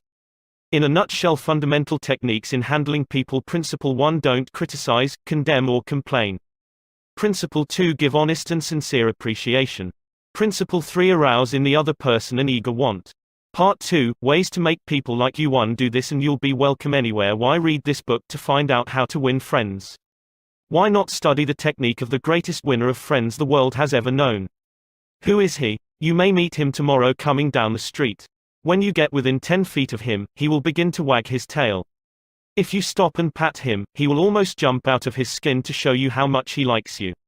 And you know that behind this show of affection on his part, there are no ulterior motives. He doesn't want to sell you any real estate, and he doesn't want to marry you. Did you ever stop to think that a dog is the only animal that doesn't have to work for a living? A hen has to lay eggs, a cow has to give milk, and a canary has to sing. But a dog makes his living by giving you nothing but love. When I was 5 years old, my father bought a little yellow-haired pup for 50 cents. He was the light and joy of my childhood. Every afternoon about 4:30, he would sit in the front yard with his beautiful eyes staring steadfastly at the path, and as soon as he heard my voice or saw me swinging my dinner pail through the buckbrush, he was off like a shot, racing breathlessly up the hill to greet me with leaps of joy and barks of sheer ecstasy. Tippy was my constant companion for 5 years. Then one tragic night, I shall never forget it, he was killed within 10 feet of my head, killed by lightning. Tippy's death was the tragedy of my boyhood. You never read a book on psychology, Tippy. You didn't need to. You knew by some divine instinct that you can make more friends in 2 months by becoming genuinely interested in other people than you can in 2 years by trying to get other people interested in you. Let me repeat that. You can make more friends in 2 months by becoming interested in other people than you can in 2 years by trying to get other people interested in you. Yet I know and you know people who blunder through life trying to wigwag other people into becoming interested in them. Of course, it doesn't work. People are not interested in you. They are not interested in me. They are interested in themselves, morning, noon and after dinner. The New York Telephone Company made a detailed study of telephone conversations to find out which word is the most frequently used. You have guessed it, it is the personal pronoun I. It was used 3,900 times in 500 telephone conversations. I. When you see a group photograph that you are in, whose picture do you look for first? If we merely try to impress people and get people interested in us, we will never have many true, sincere friends. Friends, real friends, are not made that way. Napoleon tried it, and in his last meeting with Josephine he said, "Josephine, I have been as fortunate as any man ever was on this earth, and yet, at this hour, you are the only person in the world on whom I can rely," and historians doubt whether he could rely even on her. Alfred Adler, the famous Viennese psychologist, wrote a book entitled What Life Should Mean to You. In that book he says, "It is the individual who is not interested in his fellow men who has the greatest difficulties in life and provides the greatest injury to others. It is from among such individuals that all human failures spring." You may read scores of erudite tomes on psychology without coming across a statement more significant for you and for me. Adler's statement is so rich with meaning that I am going to repeat it in italics. It is the individual who is not interested in his fellow men who has the greatest difficulties in life and provides the greatest injury to others. It is from among such individuals that all human failures spring. I once took a course in short story writing at New York University, and during that course the editor of a leading magazine talked to our class. He said he could pick up any one of the dozens of stories that drifted across his desk every day, and after reading a few paragraphs he could feel whether the author liked people. If the author doesn't like people, he said, people won't like his or her stories. This hard-boiled editor stopped twice in the course of his talk on fiction writing and apologized for preaching a sermon. "I am telling you," he said, "the same things your preacher would tell you, but remember, you have to be interested in people if you want to be a successful writer of stories. If that is true of writing fiction, you can be sure it is true of dealing with people face to face." I spent an evening in the dressing room of Howard Thurston the last time he appeared on Broadway. Thurston was the acknowledged dean of magicians. For 40 years he had traveled all over the world, time and again, creating illusions, mystifying audiences, and making people gasp with astonishment. More than 60 million people had paid admission to his show, and he had made almost $2 million in profit. I asked Mr. Thurston to tell me the secret of his success. His schooling certainly had nothing to do with it, for he ran away from home as a small boy, became a hobo, rode in boxcars, slept in haystacks, begged his food from door to door, and learned to read by looking out of boxcars at signs along the railway. Did he have a superior knowledge of magic? No, he told me hundreds of books had been written about legerdemain and scores of people knew as much about it as he did. But he had two things that the others didn't have. First, he had the ability to put his personality across the footlights. He was a master showman. He knew human nature. Everything he did, every gesture, every intonation of his voice, every lifting of an eyebrow had been carefully rehearsed in advance, and his actions were timed to split seconds. But, in addition to that, Thurston had a genuine interest in people. He told me that many magicians would look at the audience and say to themselves, "Well, there is a bunch of suckers out there, a bunch of hicks, I'll fool them all right." But Thurston's method was totally different. He told me that every time he went on stage, he said to himself, "I am grateful because these people come to see me, they make it possible for me to make my living in a very agreeable way. I'm going to give them the very best I possibly can." He declared he never stepped in front of the footlights without first saying to himself over and over, "I love my audience. I love my audience." Ridiculous. Absurd. You are privileged to think anything you like. I am merely passing it on to you without comment as a recipe used by one of the most famous magicians of all time. George Dyke of North Warren, Pennsylvania, was forced to retire from his service station business after 30 years when a new highway was constructed over the site of his station. It wasn't long before the idle days of retirement began to bore him, so he started filling in his time trying to play music on his old fiddle. Soon he was traveling the area to listen to music and talk with many of the accomplished fiddlers. In his humble and friendly way he became generally interested in learning the background and interests of every musician he met. Although he was not a great fiddler himself, he made many friends in this pursuit.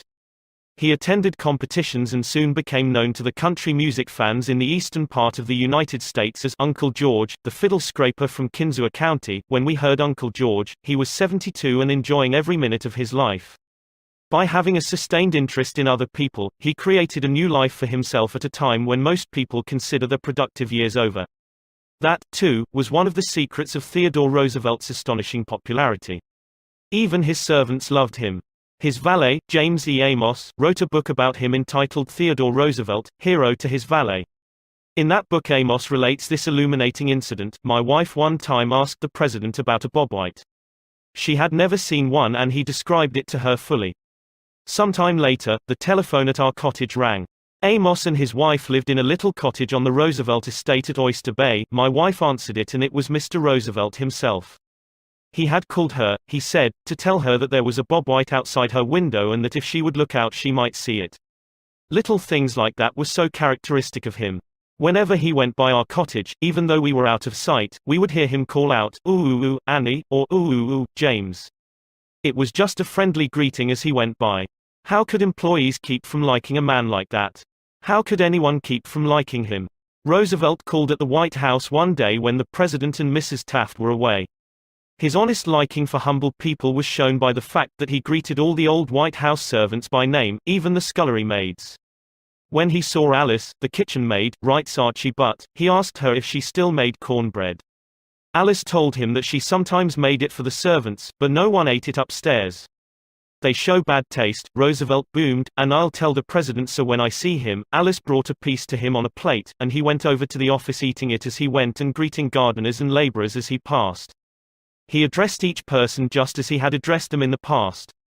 Ike Hoover, who had been head usher at the White House for 40 years, said with tears in his eyes, "It is the only happy day we had in nearly 2 years, and not one of us would exchange it for a $100 bill." The same concern for the seemingly unimportant people helped sales representative Edward M. Sykes Jr., of Chatham, New Jersey, retain an account.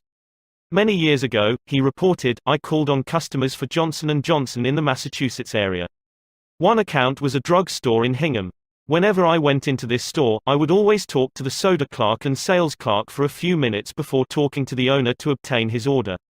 One day I went up to the owner of the store, and he told me to leave as he was not interested in buying J&J products anymore because he felt they were concentrating their activities on food and discount stores to the detriment of the small drugstore. I left with my tail between my legs and drove around the town for several hours. Finally, I decided to go back and try at least to explain our position to the owner of the store. When I returned, I walked in and as usual said hello to the soda clerk and sales clerk.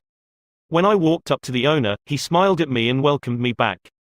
He then gave me double the usual order. I looked at him with surprise and asked him what had happened since my visit only a few hours earlier. He pointed to the young man at the soda fountain and said that after I had left, the boy had come over and said that I was one of the few salespeople that called on the store that even bothered to say hello to him and to the others in the store. He told the owner that if any salesperson deserved his business, it was I. The owner agreed and remained a loyal customer.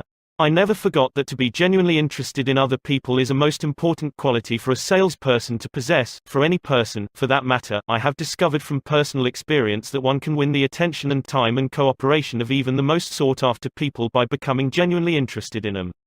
Let me illustrate. Years ago I conducted a course in fiction writing at the Brooklyn Institute of Arts and Sciences, and we wanted such distinguished and busy authors as Kathleen Norris, Fannie Hurst, Ida Tarbell, Albert Payson Terhune and Rupert Hughes to come to Brooklyn and give us the benefit of their experiences. So we wrote them, saying we admired their work and were deeply interested in getting their advice and learning the secrets of their success. Each of these letters was signed by about 150 students. We said we realized that these authors were busy, too busy to prepare a lecture. So we enclosed a list of questions for them to answer about themselves and their methods of work. They liked that. Who wouldn't like it? So they left their homes and traveled to Brooklyn to give us a helping hand. By using the same method, I persuaded Leslie M. Shaw, Secretary of the Treasury in Theodore Roosevelt's cabinet, George W. Wickersham, Attorney General in Taft's cabinet, William Jennings Bryan, Franklin D. Roosevelt and many other prominent men to come to talk to the students of my courses in public speaking. All of us, be we workers in a factory, clerks in an office or even a king upon his throne, all of us like people who admire us. Take the German Kaiser, for example. At the close of World War I he was probably the most savagely and universally despised man on this earth. Even his own nation turned against him when he fled over into Holland to save his neck. The hatred against him was so intense that millions of people would have loved to tear him limb from limb or burn him at the stake. In the midst of all this forest fire of fury, one little boy wrote the Kaiser a simple, sincere letter glowing with kindliness and admiration.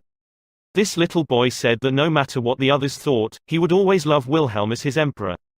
The Kaiser was deeply touched by his letter and invited the little boy to come to see him.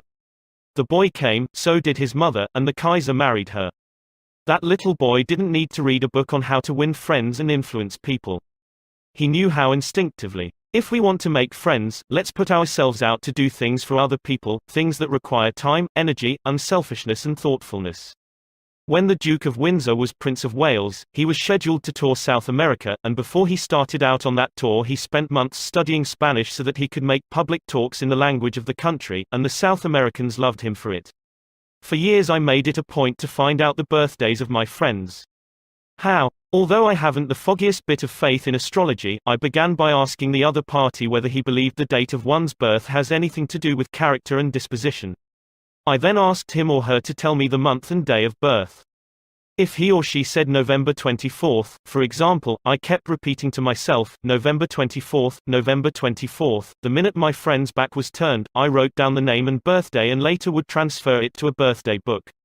At the beginning of each year, I had these birthday dates scheduled in my calendar pad so that they came to my attention automatically. When the natal day arrived, there was my letter or telegram. What a hit it made. I was frequently the only person on earth who remembered. If we want to make friends, let's greet people with animation and enthusiasm. When somebody calls you on the telephone, use the same psychology. Say, hello, in tones that bespeak how pleased you are to have the person call. Many companies train their telephone operators to greet all callers in a tone of voice that radiates interest and enthusiasm. The caller feels the company is concerned about them. Let's remember that when we answer the telephone tomorrow. Showing a genuine interest in others not only wins friends for you but may develop in its customers a loyalty to your company. In an issue of the publication of the National Bank of North America of New York, the following letter from Madeline Rosedale, a depositor, was published, *** Eagle, publication of the National Bank of North America, NEW York, March 31, 1978. I would like you to know how much I appreciate your staff. Everyone is so courteous, polite and helpful. What a pleasure it is, after waiting on a long line, to have the teller greet you pleasantly. Last year my mother was hospitalized for 5 months. Frequently I went to Marie Petricello, a teller. She was concerned about my mother and inquired about her progress. Is there any doubt that Mrs. Rosedale will continue to use this bank? Charles R. Walters, of one of the large banks in New York City, was assigned to prepare a confidential report on a certain corporation. He knew of only one person who possessed the facts he needed so urgently. As Mr. Walters was ushered into the president's office, a young woman stuck her head through a door and told the president that she didn't have any stamps for him that day. I am collecting stamps for my 12-year-old son, the president explained to Mr. Walters. Mr. Walters stated his mission and began asking questions. The president was vague, general, nebulous. He didn't want to talk, and apparently nothing could persuade him to talk. The interview was brief and barren. Frankly, I didn't know what to do, Mr. Walters said as he related the story to the class. Then I remembered what his secretary had said to him, stamps, 12-year-old son. And I also recalled that the foreign department of our bank collected stamps taken from letters pouring in from every continent washed by the 7 seas. The next afternoon I called on this man and sent in word that I had some stamps for his boy. Was I ushered in with enthusiasm?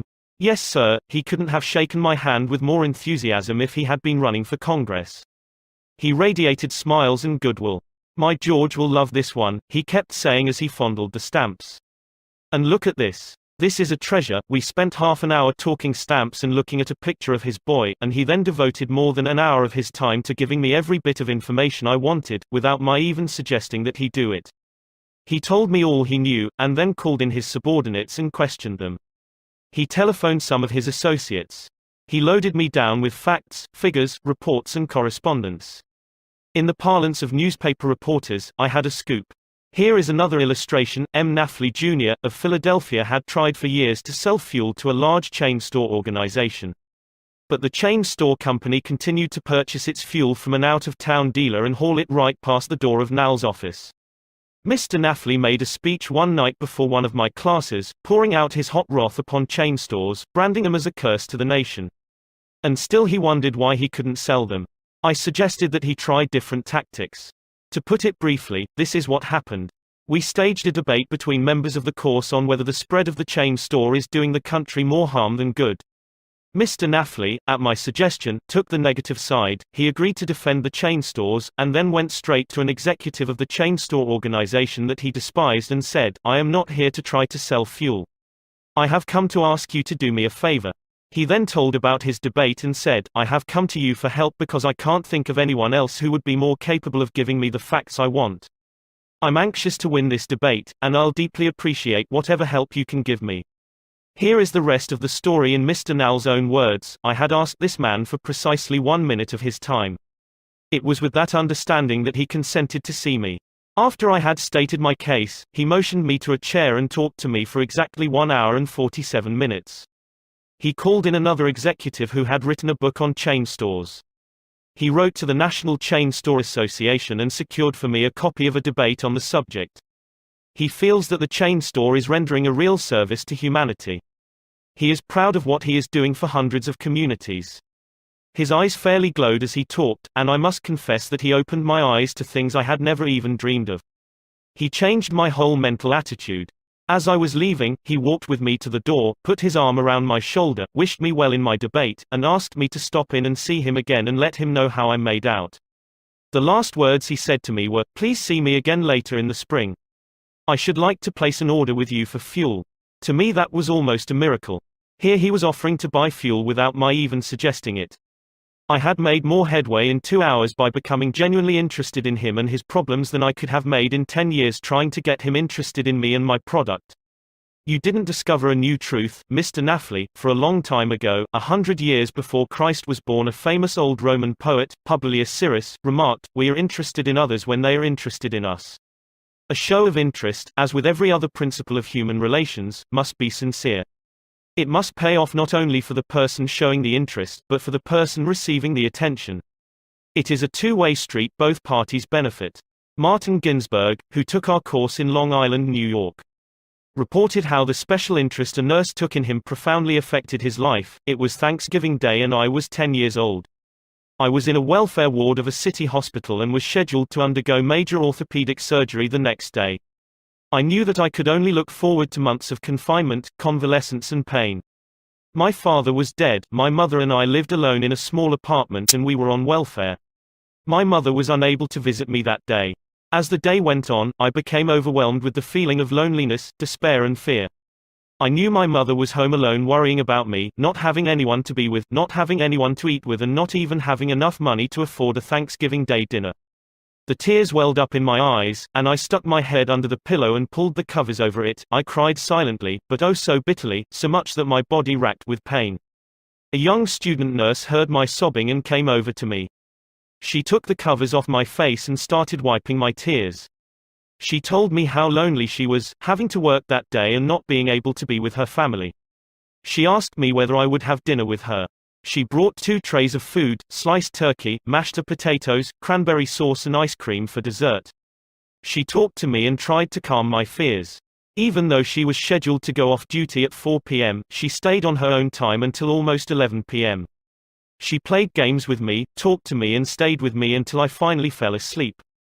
Many Thanksgivings have come and gone since I was 10, but one never passes without me remembering that particular one and my feelings of frustration, fear, loneliness and the warmth and tenderness of the stranger that somehow made it all bearable. If you want others to like you, if you want to develop real friendships, if you want to help others at the same time as you help yourself, keep this principle in mind. Principle 1: Become genuinely interested in other people. A simple way to make a good first impression. At a dinner party in New York, one of the guests, a woman who had inherited money, was eager to make a pleasing impression on everyone. She had squandered a modest fortune on sables, diamonds and pearls. But she hadn't done anything whatever about her face. It radiated soreness and selfishness. She didn't realize what everyone knows, namely, that the expression one wears on one's face is far more important than the clothes one wears on one's back. Charles Schwab told me his smile had been worth $1 million. And he was probably understating the truth. For Schwab's personality, his charm, his ability to make people like him, were almost wholly responsible for his extraordinary success, and one of the most delightful factors in his personality was his captivating smile. Actions speak louder than words, and a smile says, "I like you, you make me happy. I am glad to see you." That is why dogs make such a hit. They are so glad to see us that they almost jump out of their skins. So, naturally, we are glad to see them. A baby's smile has the same effect. Have you ever been in a doctor's waiting room and looked around at all the glum faces waiting impatiently to be seen? Dr. Stephen K. Sproul, a veterinarian in Raytown, Missouri, told of a typical spring day when his waiting room was full of clients waiting to have their pets inoculated. No one was talking to anyone else, and all were probably thinking of a dozen other things they would rather be doing than wasting time sitting in that office. He told one of our classes, there were 6 or 7 clients waiting when a young woman came in with a 9-month-old baby and a kitten. As luck would have it, she Saturday down next to a gentleman who was more than a little distraught about the long wait for service. The next thing he knew, the baby just looked up at him with that great big smile that is so characteristic of babies. What did that gentleman do? Just what you and I would do, of course, he smiled back at the baby. Soon he struck up a conversation with the woman about her baby and his grandchildren, and soon the entire reception room joined in, and the boredom and tension were converted into a pleasant and enjoyable experience, an insincere grin. No, that doesn't fool anybody. We know it is mechanical and we resent it. I am talking about a real smile, a heartwarming smile, a smile that comes from within, the kind of smile that will bring a good price in the marketplace. Professor James V. McConnell, a psychologist at the University of Michigan, expressed his feelings about a smile. People who smile, he said, tend to manage, teach and sell more effectively, and to raise happier children. There's far more information in a smile than a frown. That's why encouragement is a much more effective teaching device than punishment. The employment manager of a large New York department store told me she would rather hire a sales clerk who hadn't finished grade school, if he or she has a pleasant smile, than to hire a doctor of philosophy with a somber face. The effect of a smile is powerful, even when it is unseen. Telephone companies throughout the United States have a program called Phone Power, which is offered to employees who use the telephone for selling their services or products.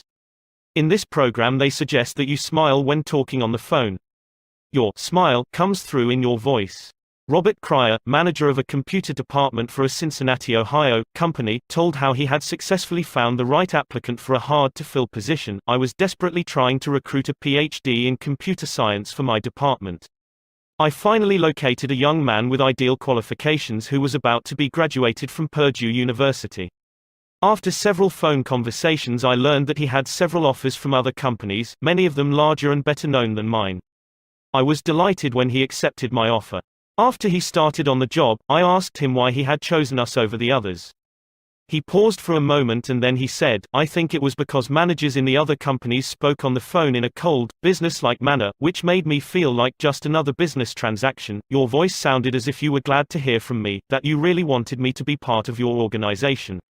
You can be assured, I am still answering my phone with a smile. The chairman of the board of directors of one of the largest rubber companies in the United States told me that, according to his observations, people rarely succeed at anything unless they have fun doing it. This industrial leader doesn't put much faith in the old adage that hard work alone is the magic key that will unlock the door to our desires. I have known people, he said, who succeeded because they had a rip-roaring good time conducting their business. Later, I saw those people change as the fun became work.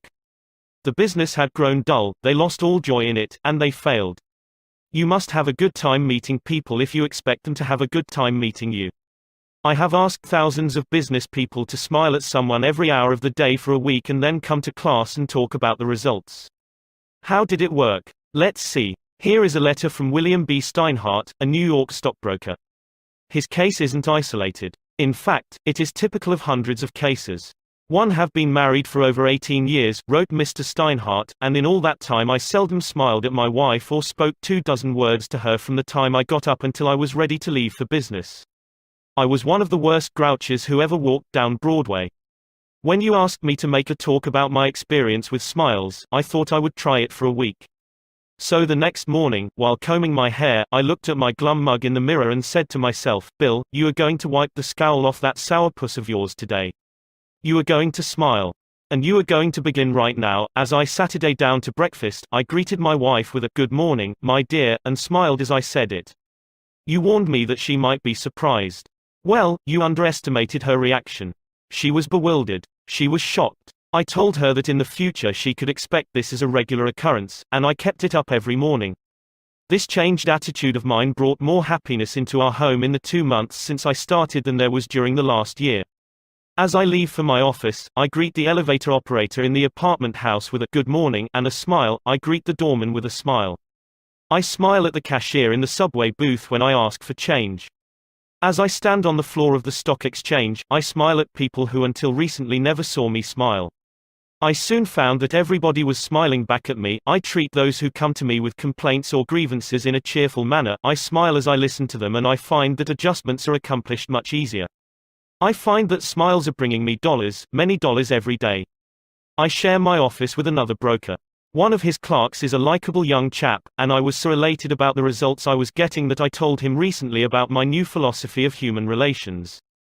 He then confessed that when I first came to share my office with his firm he thought me a terrible grouch, and only recently changed his mind. He said I was really human when I smiled. I have also eliminated criticism from my system. I give appreciation and praise now instead of condemnation. I have stopped talking about what I want. I am now trying to see the other person's viewpoint. And these things have literally revolutionized my life. I am a totally different man, a happier man, a richer man, richer in friendships and happiness, the only things that matter much after all. You don't feel like smiling? Then what? 2 things. First, force yourself to smile. If you are alone, force yourself to whistle or hum a tune or sing. Act as if you were already happy, and that will tend to make you happy.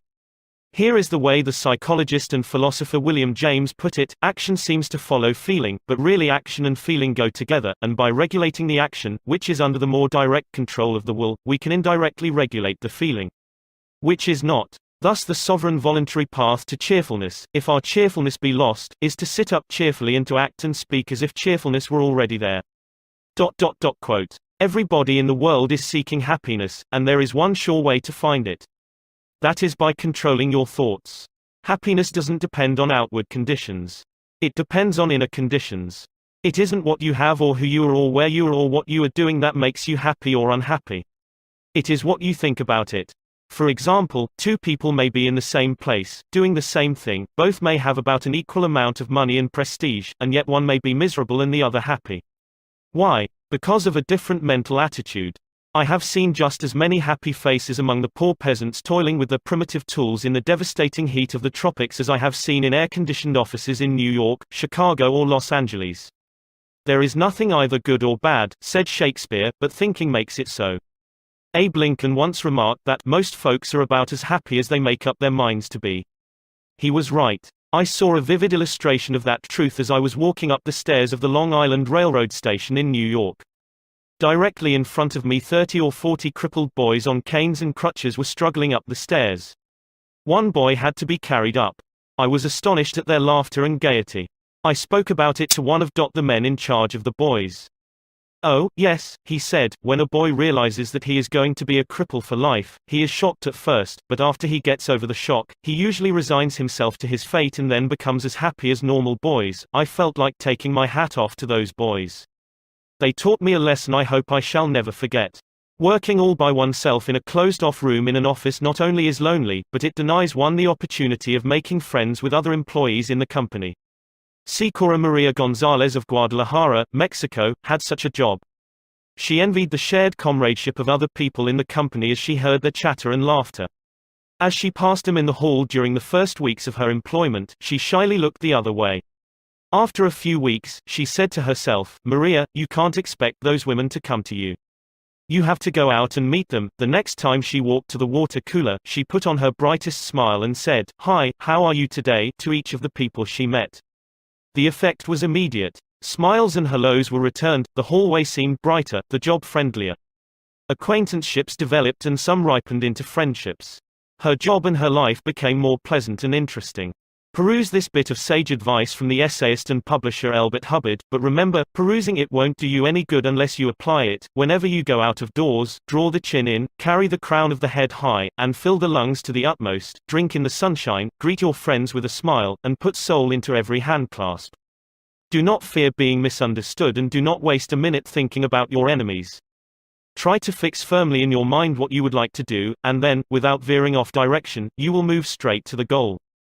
Keep your mind on the great and splendid things you would like to do, and then, as the days go gliding away, you will find yourself unconsciously seizing upon the opportunities that are required for the fulfillment of your desire, just as the coral insect takes from the running tide the element it needs.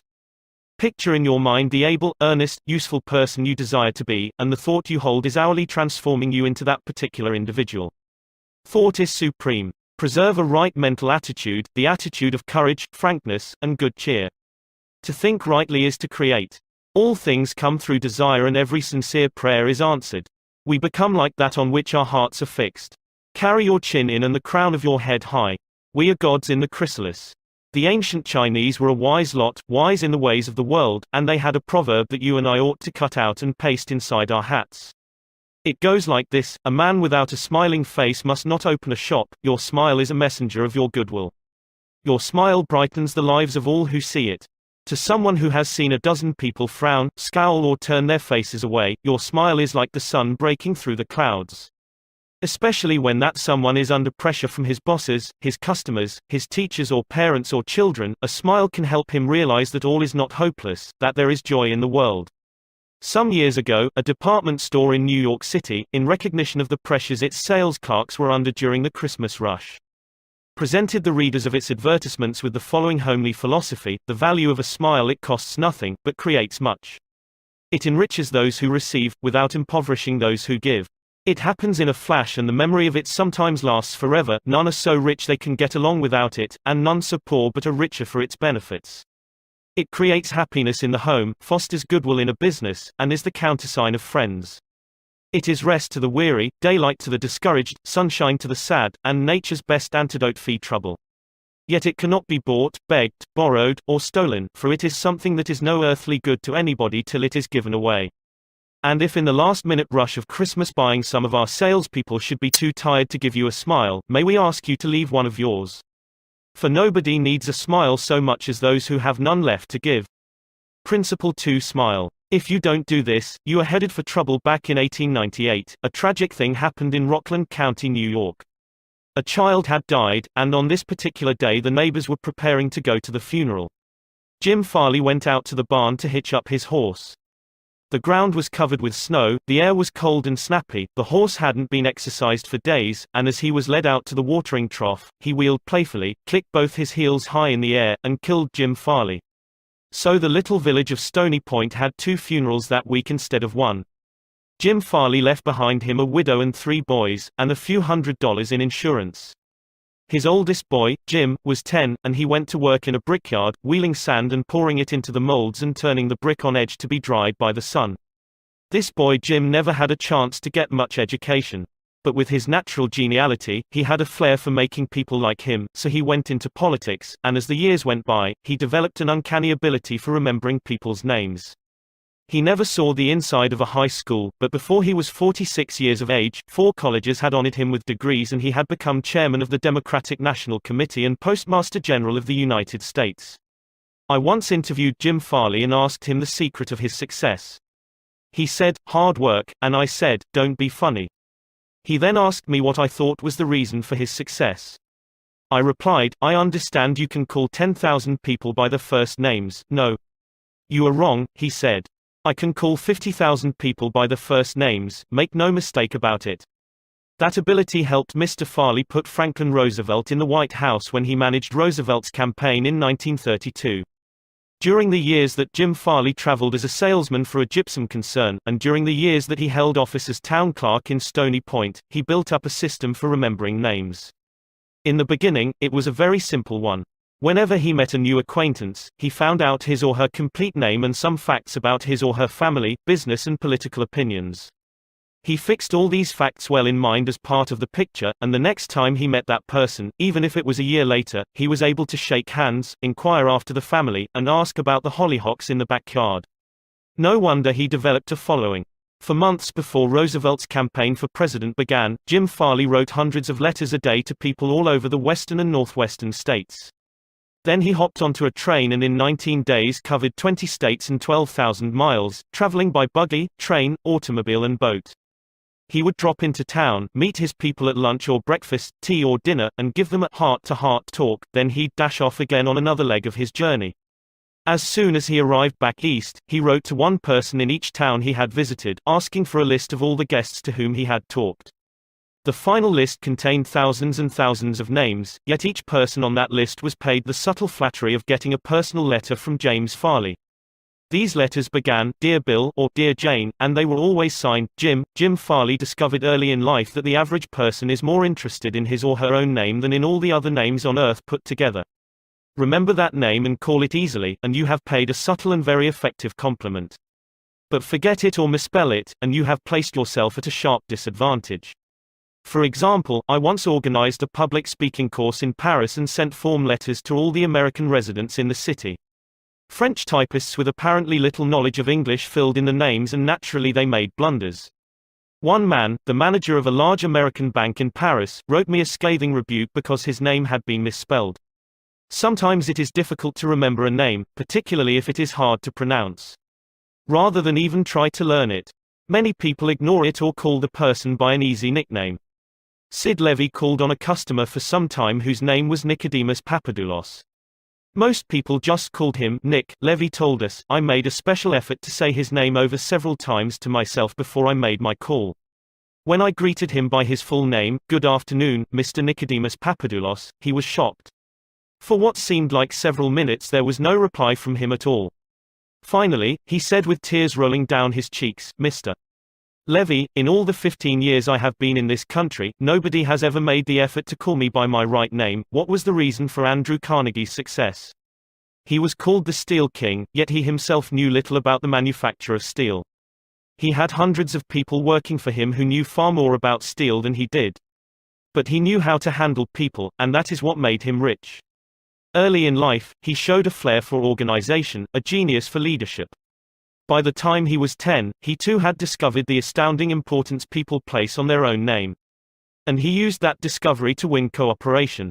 To illustrate, when he was a boy back in Scotland, he got hold of a rabbit, a mother rabbit. Presto! He soon had a whole nest of little rabbits, and nothing to feed them. But he had a brilliant idea. He told the boys and girls in the neighborhood that if they would go out and pull enough clover and dandelions to feed the rabbits, he would name the bunnies in their honor. The plan worked like magic, and Carnegie never forgot it.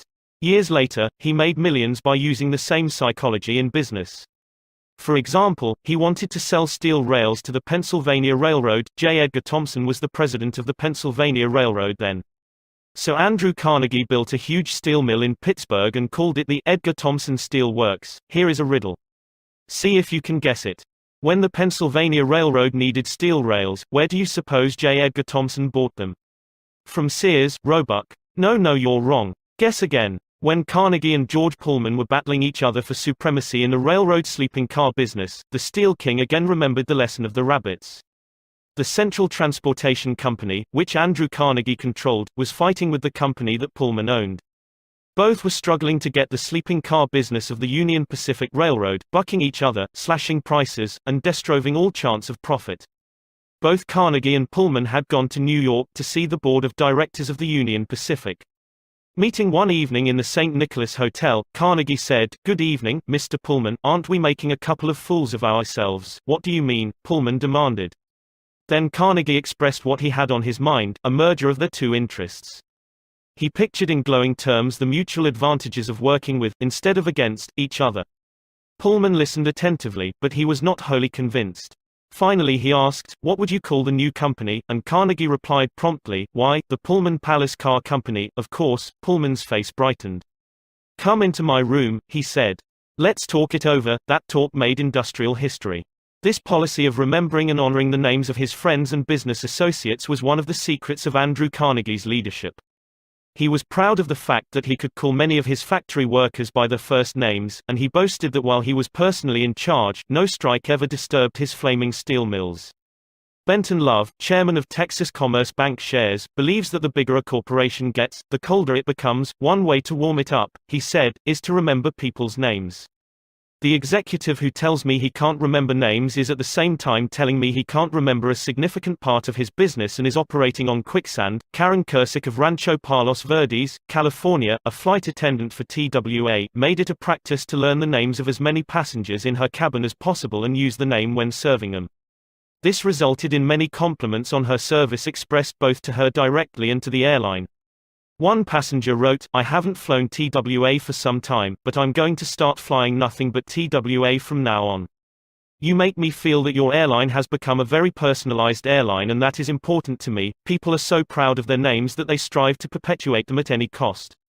Even blustering, hard-boiled old P.T. Barnum, the greatest showman of his time, disappointed because he had no sons to carry on his name, offered his grandson, C.H. Seeley, $25,000 if he would call himself Barnum Seeley. For many centuries, nobles and magnates supported artists, musicians and authors so that their creative works would be dedicated to them. Libraries and museums owe their richest collections to people who cannot bear to think that their names might perish from the memory of the race. The New York Public Library has its Astor and Lenox collections. The Metropolitan Museum perpetuates the names of Benjamin Altman and J.P. Morgan. And nearly every church is beautified by stained glass windows commemorating the names of their donors. Many of the buildings on the campus of most universities bear the names of donors who contributed large sums of money for this honor. Most people don't remember names, for the simple reason that they don't take the time and energy necessary to concentrate and repeat and fix names indelibly in their minds. They make excuses for themselves, they are too busy. But they were probably no busier than Franklin D. Roosevelt, and he took time to remember and recall even the names of mechanics with whom he came into contact. To illustrate, the Chrysler organization built a special car for Mr. Roosevelt, who could not use a standard car because his legs were paralyzed. W. F. Chamberlain and a mechanic delivered it to the White House. I have in front of me a letter from Mr. Chamberlain relating his experiences. I taught President Roosevelt how to handle a car with a lot of unusual gadgets, but he taught me a lot about the fine art of handling people. When I called at the White House, Mr. Chamberlain writes, the president was extremely pleasant and cheerful. He called me by name, made me feel very comfortable, and particularly impressed me with the fact that he was vitally interested in things I had to show him and tell him. The car was so designed that it could be operated entirely by hand. A crowd gathered around to look at the car, and he remarked, I think it is marvelous. All you have to do is to touch a button and it moves away and you can drive it without effort. I think it is grand, I don't know what makes it go. I'd love to have the time to tear it down and see how it works. When Roosevelt's friends and associates admired the machine, he said in their presence, Mr. Chamberlain, I certainly appreciate all the time and effort you have spent in developing this car. It is a mighty fine job. He admired the radiator, the special rear vision mirror and clock, the special spotlight, the kind of upholstery, the sitting position of the driver's seat, the special suitcases in the trunk with his monogram on each suitcase. In other words, he took notice of every detail to which he knew I had given considerable thought. He made a point of bringing these various pieces of equipment to the attention of Mrs. Roosevelt, Miss Perkins, the Secretary of Labor, and his secretary.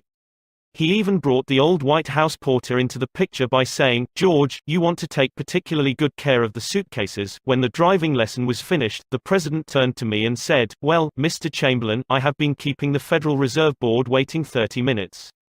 I guess I had better get back to work. I took a mechanic with me to the White House. He was introduced to Roosevelt when he arrived. He didn't talk to the president, and Roosevelt heard his name only once. He was a shy chap, and he kept in the background. But before leaving us, the president looked for the mechanic, shook his hand, called him by name, and thanked him for coming to Washington. And there was nothing perfunctory about his thanks. He meant what he said. I could feel that. A few days after returning to New York, I got an autographed photograph of President Roosevelt and a little note of thanks again expressing his appreciation for my assistance. How he found time to do it is a mystery to me. Franklin D. Roosevelt knew that one of the simplest, most obvious and most important ways of gaining goodwill was by remembering names and making people feel important, yet how many of us do it? Half the time we are introduced to a stranger, we chat a few minutes and can't even remember his or her name by the time we say goodbye. One of the first lessons a politician learns is this: to recall a voter's name is statesmanship. To forget it is oblivion, and the ability to remember names is almost as important in business and social contacts as it is in politics. Napoleon III, Emperor of France and nephew of the great Napoleon, boasted that in spite of all his royal duties he could remember the name of every person he met. His technique? Simple. If he didn't hear the name distinctly, he said, "So sorry. I didn't get the name clearly." Then, if it was an unusual name, he would say, "How is it spelled?" During the conversation, he took the trouble to repeat the name several times and tried to associate it in his mind with the person's features, expression and general appearance. If the person was someone of importance, Napoleon went to even further pains. As soon as His Royal Highness was alone, he wrote the name down on a piece of paper, looked at it, concentrated on it, fixed it securely in his mind, and then tore up the paper. In this way, he gained an eye impression of the name as well as an ear impression. All this takes time, but good manners, said Emerson, are made up of petty sacrifices.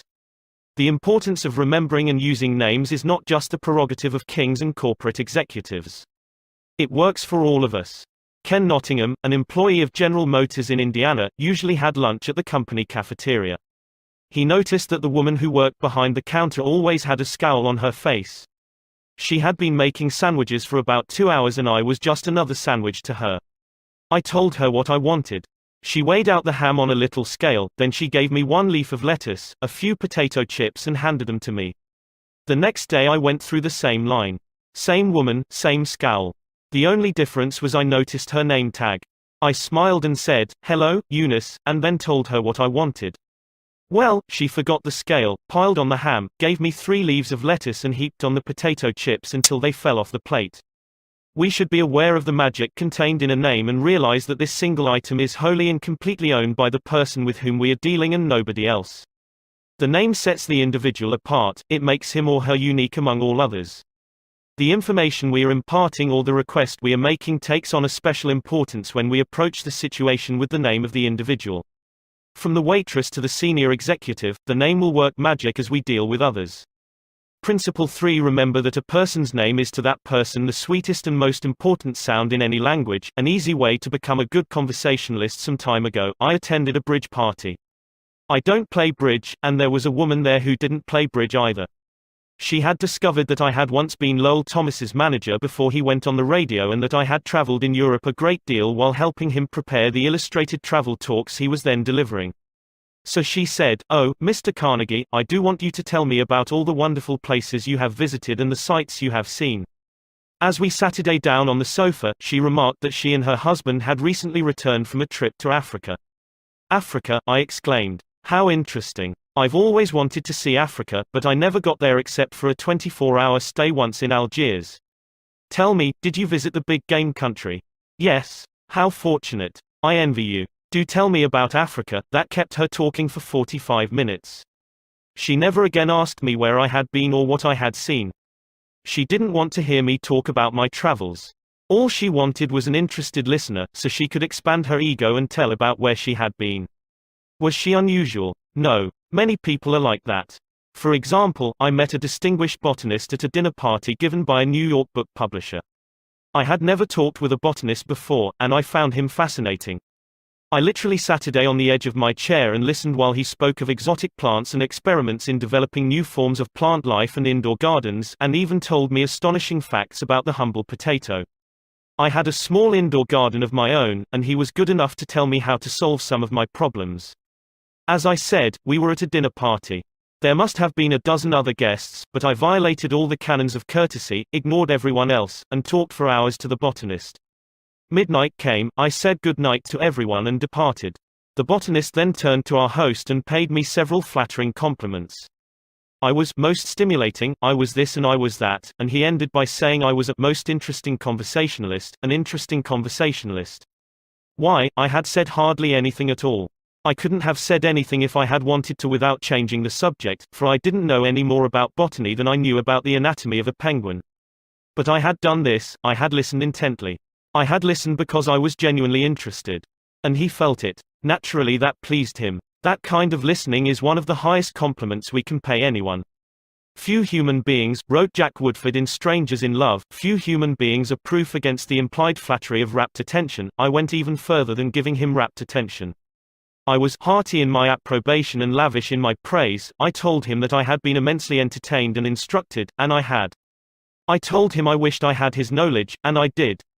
I told him that I should love to wander the fields with him, and I have.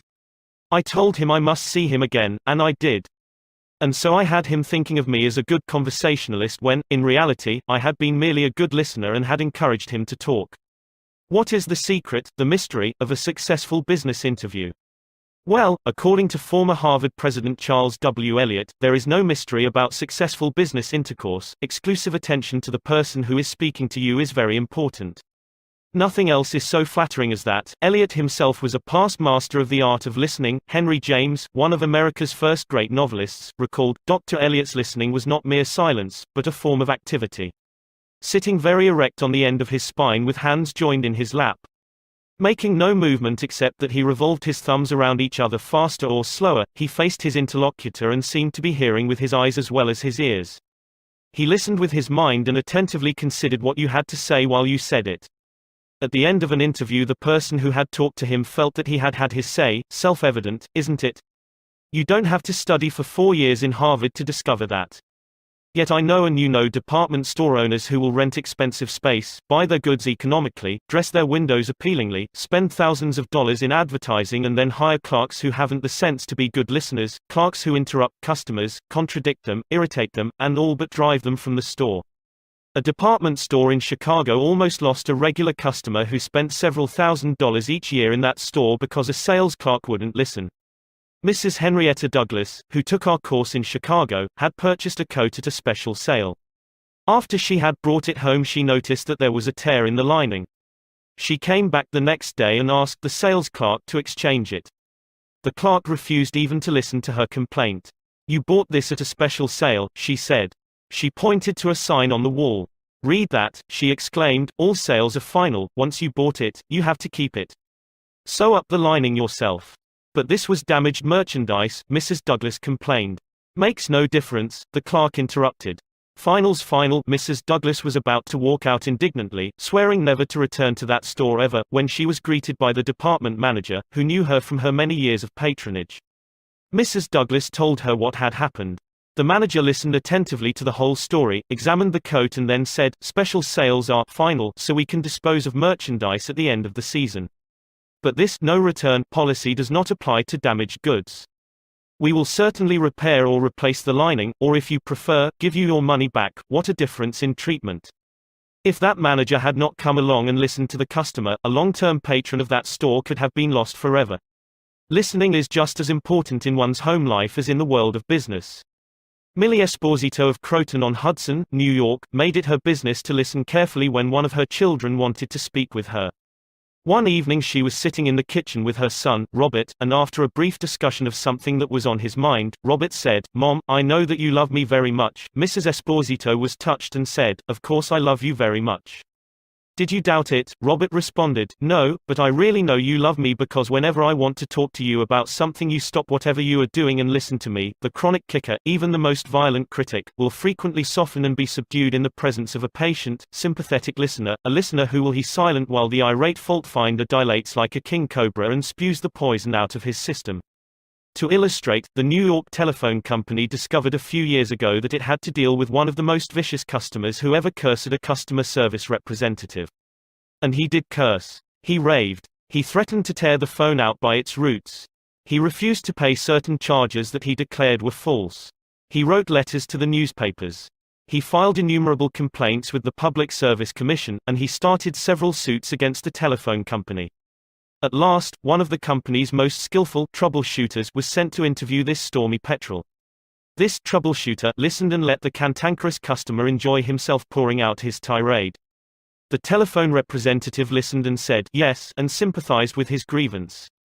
He raved on and I listened for nearly 3 hours, the troubleshooter said as he related his experiences before one of the author's classes. Then I went back and listened some more. I interviewed him 4 times, and before the 4th visit was over I had become a charter member of an organization he was starting. He called it the Telephone Subscribers Protective Association. I am still a member of this organization, and, so far as I know, I'm the only member in the world today besides Mr. I listened and sympathized with him on every point that he made during these interviews. He had never had a telephone representative talk with him that way before, and he became almost friendly. The point on which I went to see him was not even mentioned on the first visit, nor was it mentioned on the second or third, but upon the 4th interview, I closed the case completely. He paid all his bills in full, and for the first time in the history of his difficulties with the telephone company he voluntarily withdrew his complaints from the Public Service Commission. Doubtless Mr. had considered himself a holy crusader, defending the public rights against callous exploitation. But in reality, what he had really wanted was a feeling of importance. He got this feeling of importance at first by kicking and complaining. But as soon as he got his feeling of importance from a representative of the company, his imagined grievances vanished into thin air. One morning years ago, an angry customer stormed into the office of Julian F. Detmer, founder of the Detmer Woolen Company, which later became the world's largest distributor of woolens to the tailoring trade. "This man owed us a small sum of money," Mr. Detmer explained to me. "The customer denied it, but we knew he was wrong. So our credit department had insisted that he pay.